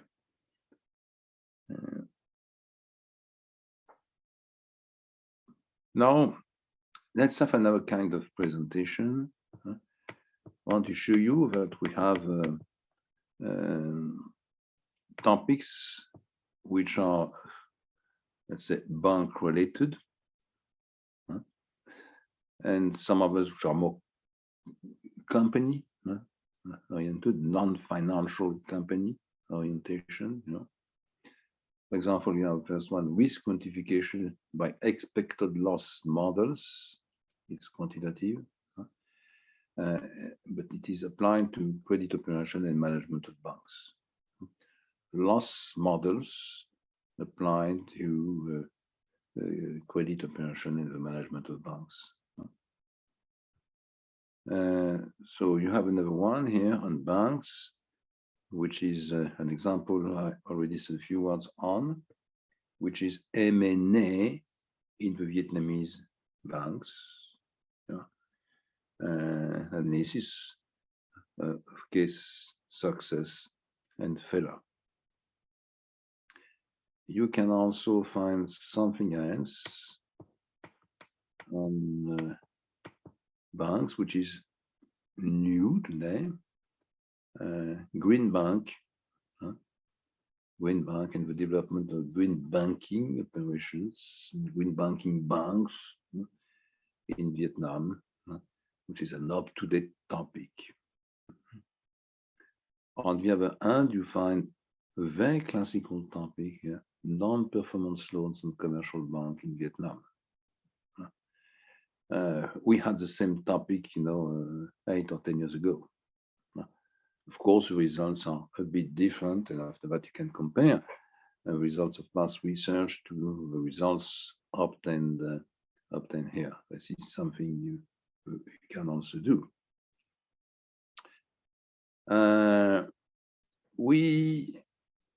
Let's have a look. Another one. Basel II. Now, we have a large number of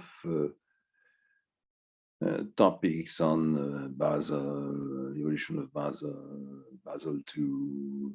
Can we apply Basel II to emerging country bank? Where are we in Vietnam? What about Basel III? When can we introduce Basel III in Vietnam? What are the constraints? That kind of thing. So you find here several kinds of topics on banks. If you move to more oriented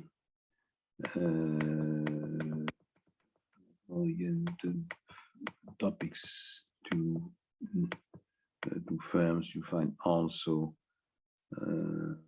some others.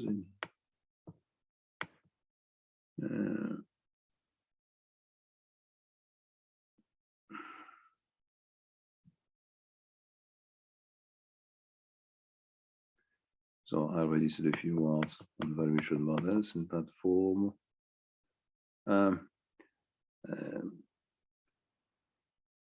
Let's say more up-to-date topics. We said a few words on green activities. Another one, which is politically interesting and interesting also, an update worldwide on the discussion between the OECD countries, is transfer pricing. And we have already a defense on transfer pricing on Saturday for one intake 17 students, a good CP, a good thesis there. But there is some more to do. This is a very good question. Another one is on money laundering,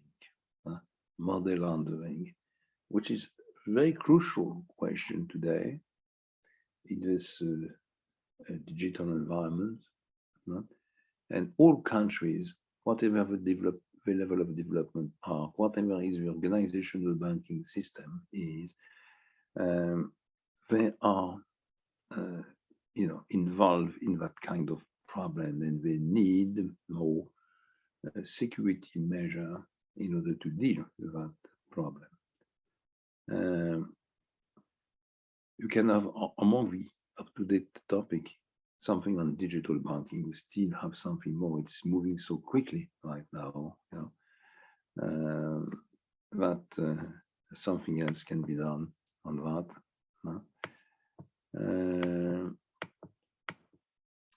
Trade finance, it's more and more for emerging countries, particularly with high growth rate like Vietnam. It's more and more an up-to-date topic. You will find also topics on leasing, because leasing will be used more in the years to come. Leasing, of course, but you will use also leasing contracts on for real estate or for very important investments like planes or boats. So there is knowledge to a good practice to transfer to Vietnam. You find also in the up-to-date topic. What should I show you? Digital banking again.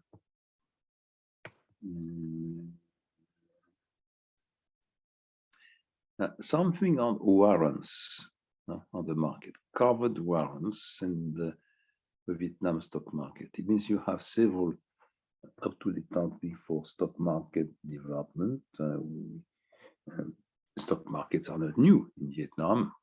Two stock markets, but technically it can be improved, particularly on derivative products, on indexes.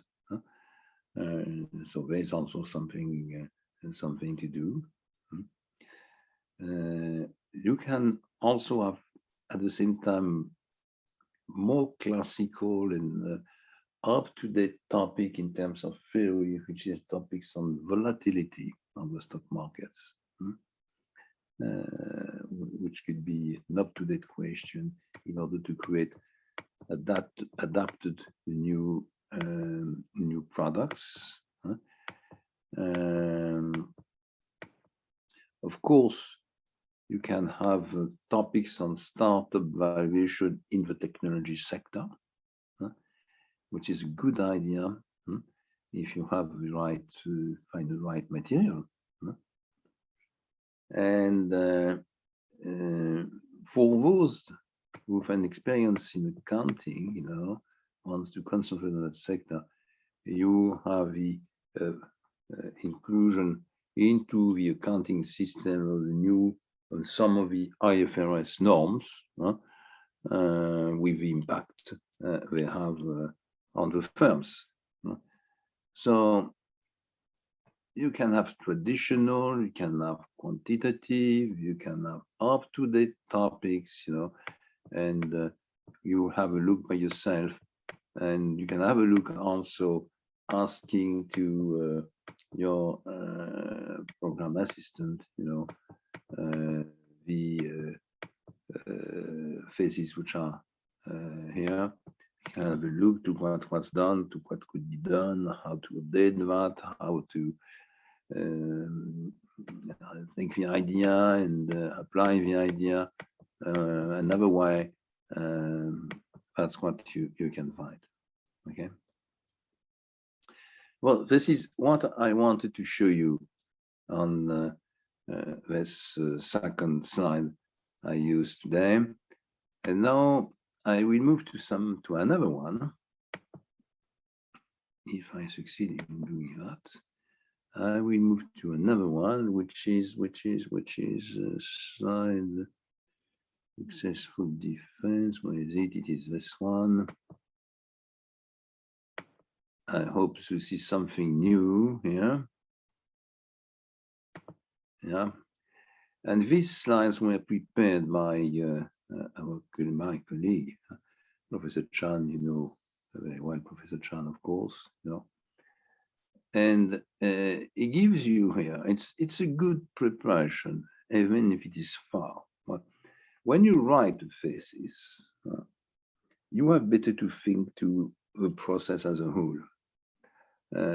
What is a thesis? How to write a thesis? What about the topic? What are the main points to follow in the different steps? You should come back several times on the choice of topics in order to try to move to more up-to-date topic to them. But now you have to think also about the oral presentation. Already think to the oral presentation. And I know that some students, are preparing their slides at the time they write the different chapters. So they have progressively a draft of their oral presentation, and when they have nearly finished to write their thesis, they have a complete draft. It's not a final version, but they have a complete draft of their slide, which makes it much easier to go to the end of a process. So let's go through these elements, and anyway we can ask more details on a few points if you like to Professor Chan, you have opportunities to meet him. So there is some preliminary remarks, and he says clearly this is another step defending. It's not writing. It's not a summary of what you have written. It's something different. And why is it so important for some students to prepare the slide at the same time? Because when you write a slide, you have really to summarize. It means to identify the main points. You write bullet points. You have to write clearly, high density. And this can help you to write the sentences and the paragraphs of your thesis. So it's could be a kind of interactive system or organization. Second point, what about the grading? Generally, students are interested in grades, Written report is for 50% of the final grade, and oral defense is for 50%. So it is clearly another work. It is said here, additional work. You have to think about it. It's a new conception. It's not a summary. And it is written clearly by Professor Chan. He says, never copy your text on a table for a written report to put into the slides. That's not the right way to do it. And one of my students said, was discussing about that a few weeks ago, he said, at the end, it's much better to write the slide first, because you have got the architecture.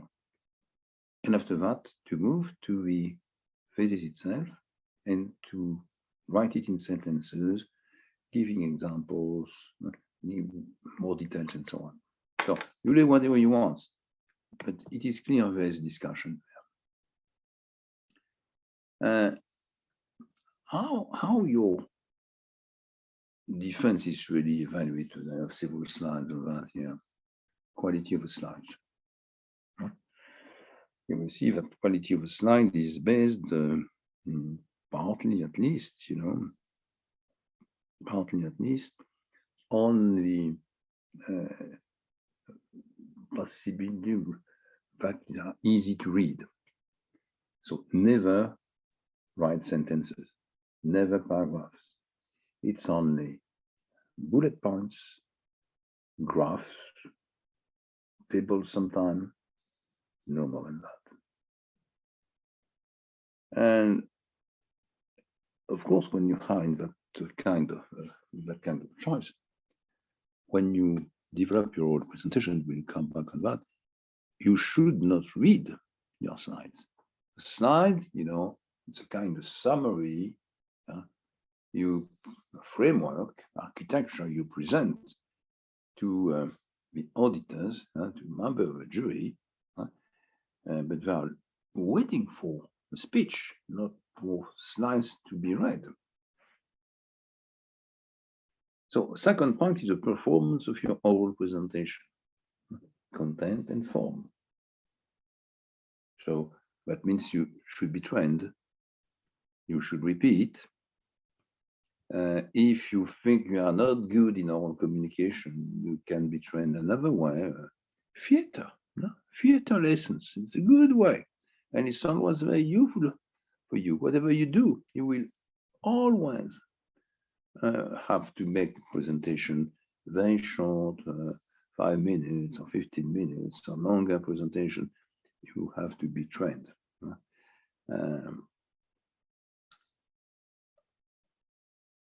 You have to be careful to documents you can use, even if time is short, So be very careful, it's not a movie, but you can have something like a video or short video, but be very careful. It's not very often used, and it's not very often very easy to integrate into presentation.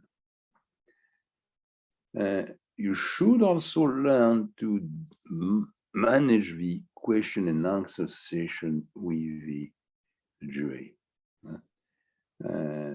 This will be also very useful for you in the future, whatever you do. So this is a good training to go through, and you can start right now on any kind of topic. Even it could be a game with your colleagues and friends. So how long is it? The goal is 20 minutes. We allow up to 25 minutes, but it is not 5 minutes. It is not 45 minutes. You have to be in the range between 20 and 25. Okay. So don't forget also that a defense, it's kind of 1 hour exam. It's 1 hour. During the 1 hour, you can make a presentation, PowerPoint presentation, 20 to 25 minutes. And the members of the jury are just very quiet. They are looking off to your side. They are waiting for your speech and the end of the speech. After that, there's a second part, and the second part is 20, 25 minutes, questions and answers. And of course, you understand you have better to prepare also technically, capacity to manage this part, but also the content.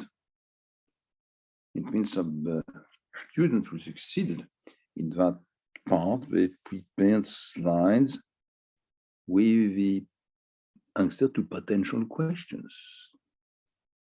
But if you want to identify potential questions and to drive the jury member to these questions, you have in fact to prepare them in your 20 minutes presentation.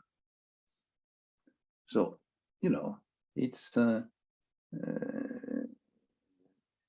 preparation which has to be done carefully. Now, practical advice.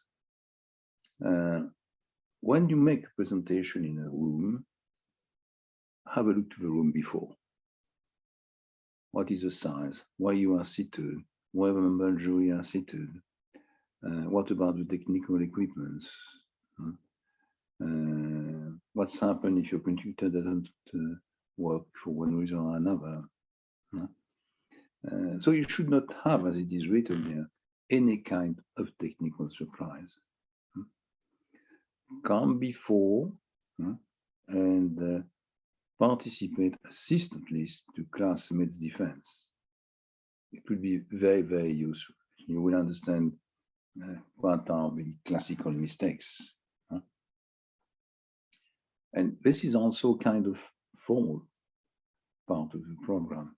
I mean, dress, for example, should be adapted to this situation.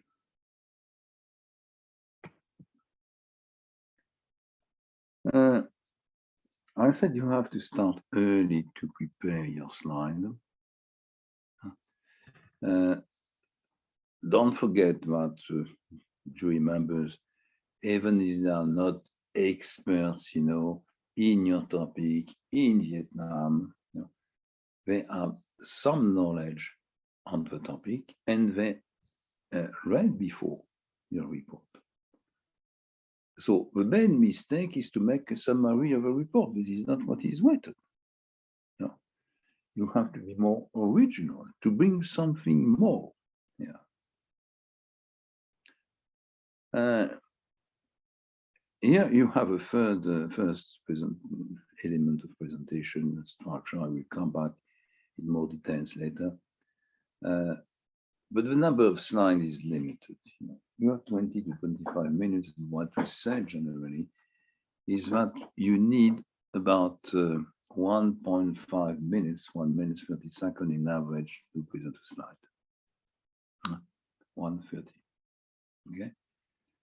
And you have to come back to some elements. It's a kind of compulsory structure. This is perhaps not the right order. I will come back on that, but it is a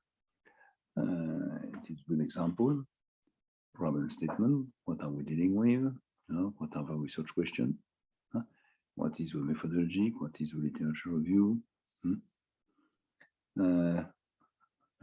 One or two elements, case study, quantitative analysis, findings, recommendations, proposals, and how to implement that in perspectives.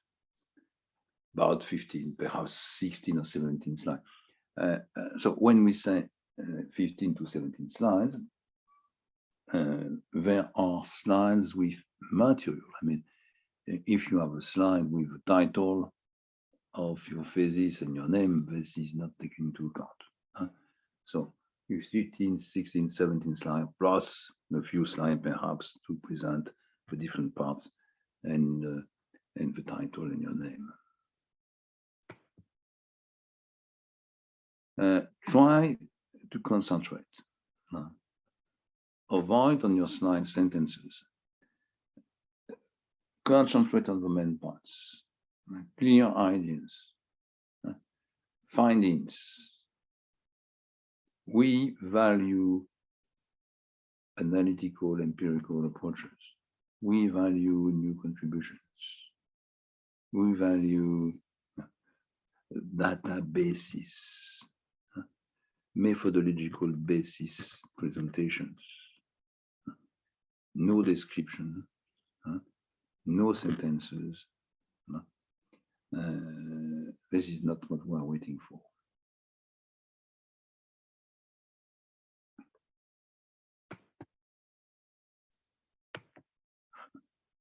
I'm trying to move to the next slide. It's a bit difficult.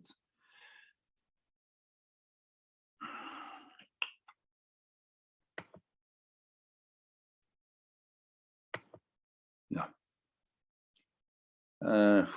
Some exercise.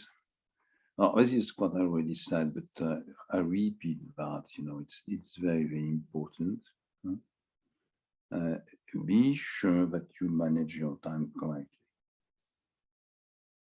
And if you repeat, which is a good decision, don't try to accelerate, the presentations and the wording and so on, because you have to be in a range of 20 minutes.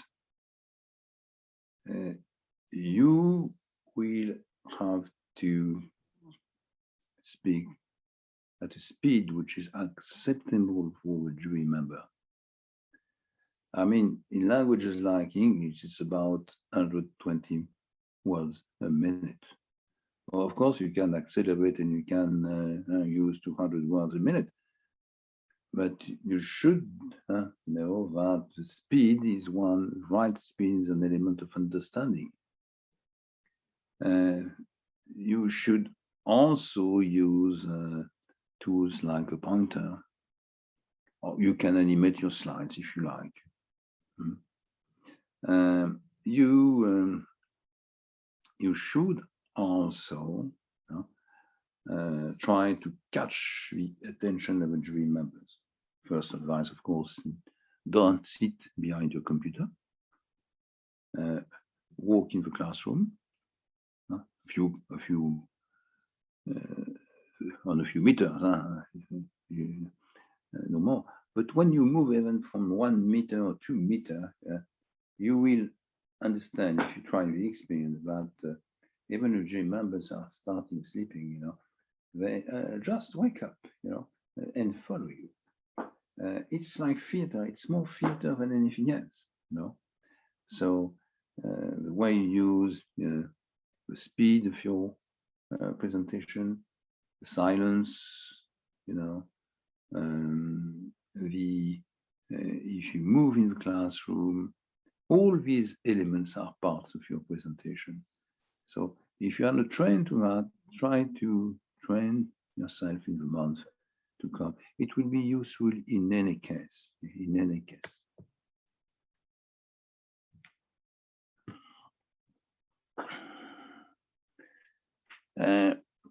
Now you have a problem with some elements, some remarks and comments on the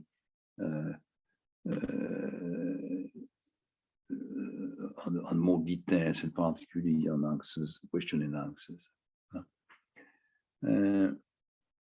Be sure that you understand the questions.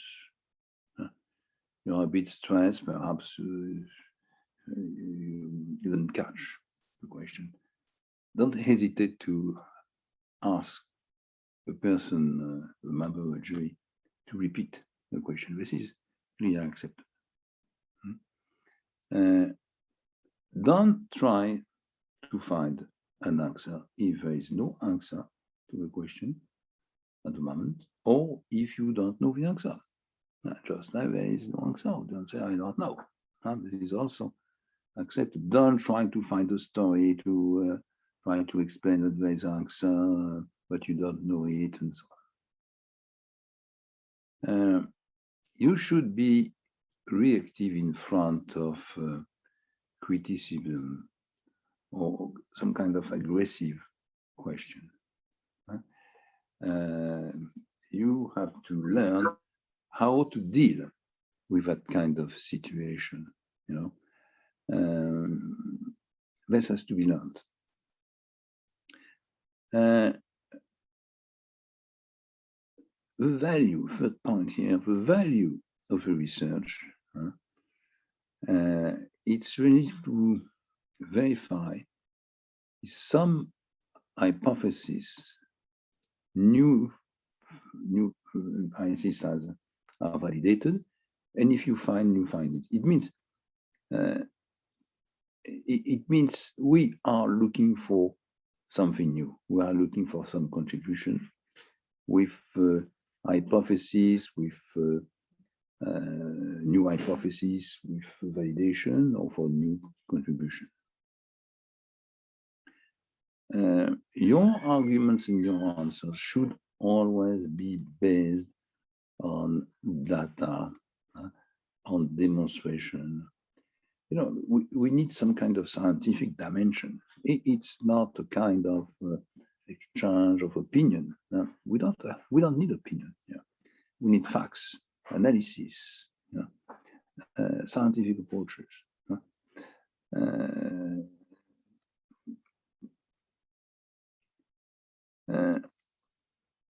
And last point here is that your thesis is not graded according only to the results, the conclusion, but how you did that.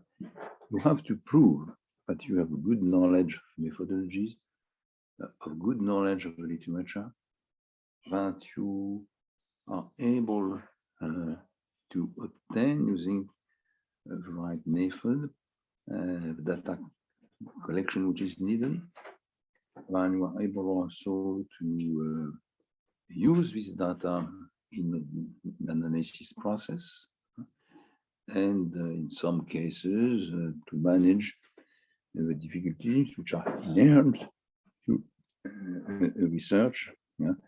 And you should always have always a possibility, to do whatever you want, but you have to explain, you have to justify.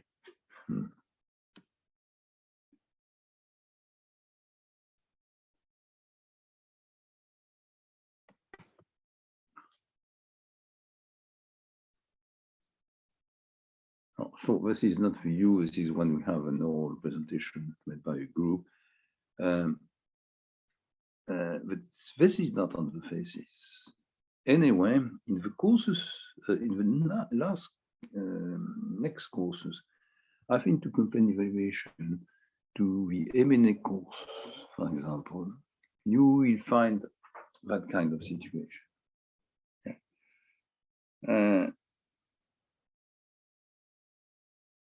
You will be in groups of 4 generally.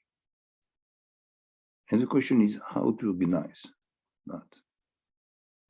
So you have two solutions.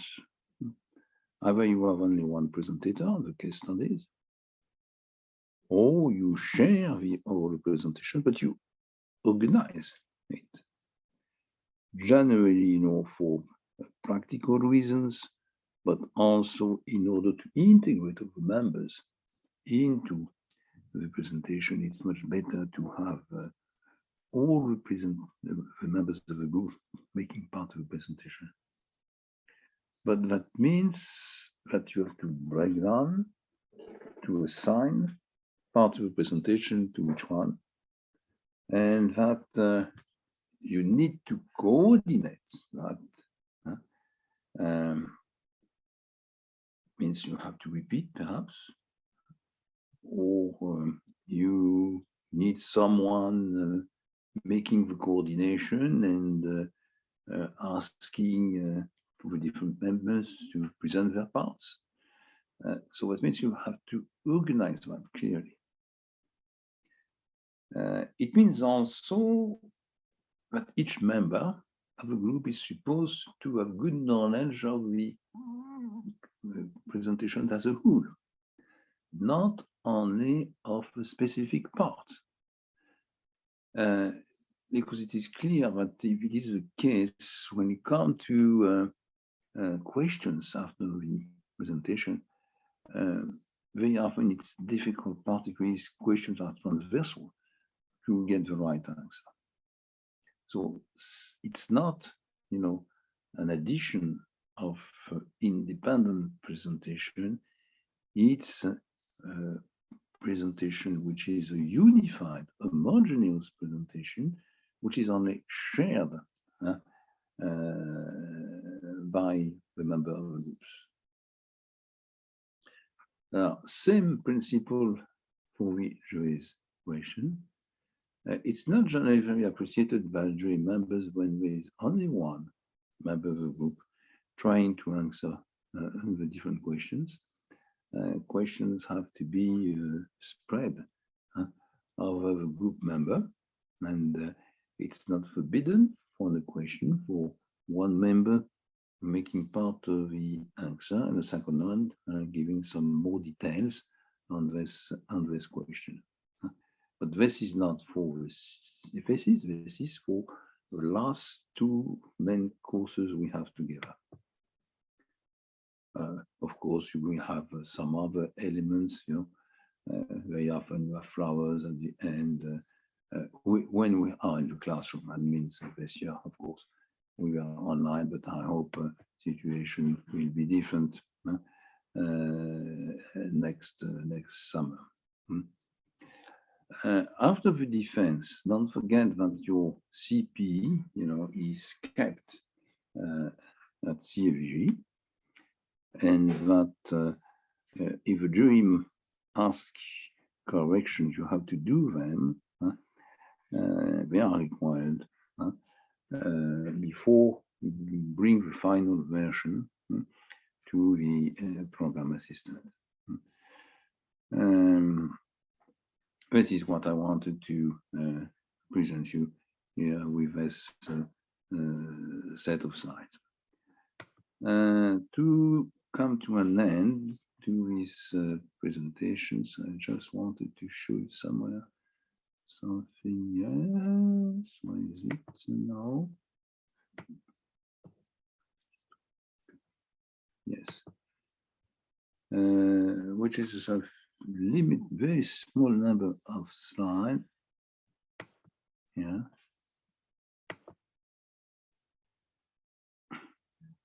Just a few information. We'll come back on that anyway later in session 4, but just in order you get an idea. As what I said, the defense is segmented in 3 parts. Your presentation, 20 to 25 minutes. A discussion with jury members, 20 to 25 minutes. The evaluation and feedback process, which is the last one, about 10 minutes. But you make a presentation, no question during that time. After that, it's question and answers, 20, 25 minutes. And you leave the room. We give you grades and summary, a few sentences on your written and oral presentation. You come back in the classroom and we have a feedback. And this is 1 hour. Number of slides, 15 to 17, what I already said. In order you start your slide, if you like, this is a potential structure. Part 1, 4 slides. First one, the topic, its interest, motivation, limits, and perimeter, which is the first paragraph of your introduction. Second slide, research question. Second paragraph of your introduction. Third one, methodology. Third slide. And the fourth one is new. You don't find it in the introduction, in the written part. It's the most useful references to develop your thesis, to write your thesis, 4 or 5, and you explain why. Part 2, it's 4 or 5 slides. It is a presentation of the results, that is to say the answers to the research questions. Part 3 is more specific, more original, and very important because it is also an introduction to the answer, question and answer step, second part. And you choose specific points, what we can generally focus on, which are of interest. They are not results, but it could be an article, it could be an interview, it could be a model, it could be an example. We don't need a connection or a structure of a smart. There are specific points. Of course, use points, elements you know very well, you have been working on, and because generally, questions will come on these points later. Point 4, here, a last slide on the limits of the study and the perspective. That's what I already said. And this is a good presentation, good structure for an oral presentation. I recommend you to work on that kind of structure. Last slide. Begin the design of the slide at the latest, I would say, a few weeks before the defense, and you can start now. Send me a version a few days, weeks before, in order to get my comments and suggestions of improvement. Final version should be available and sent to a jury member 3 days before the defense.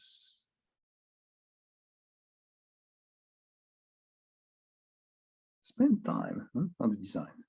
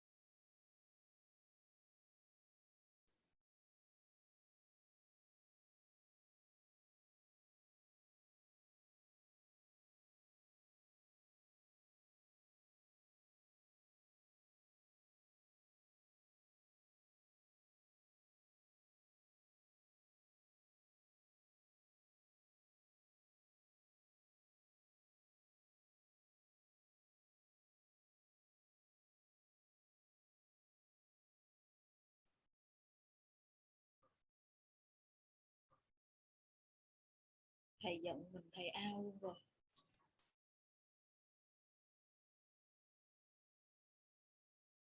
450. 400 này.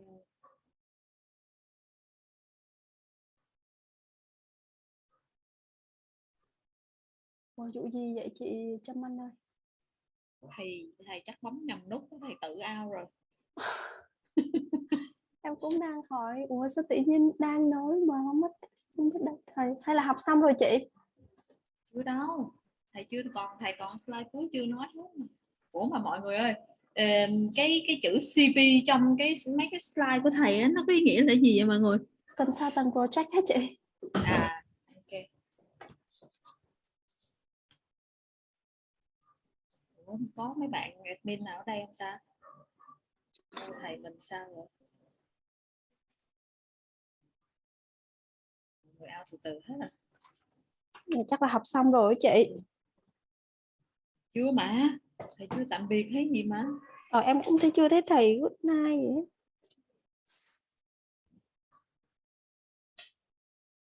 vậy. Ủa học xong rồi hả mấy chế? Biết Không, nữa. thầy chắc bấm nhầm nút, chắc thầy tự out rồi.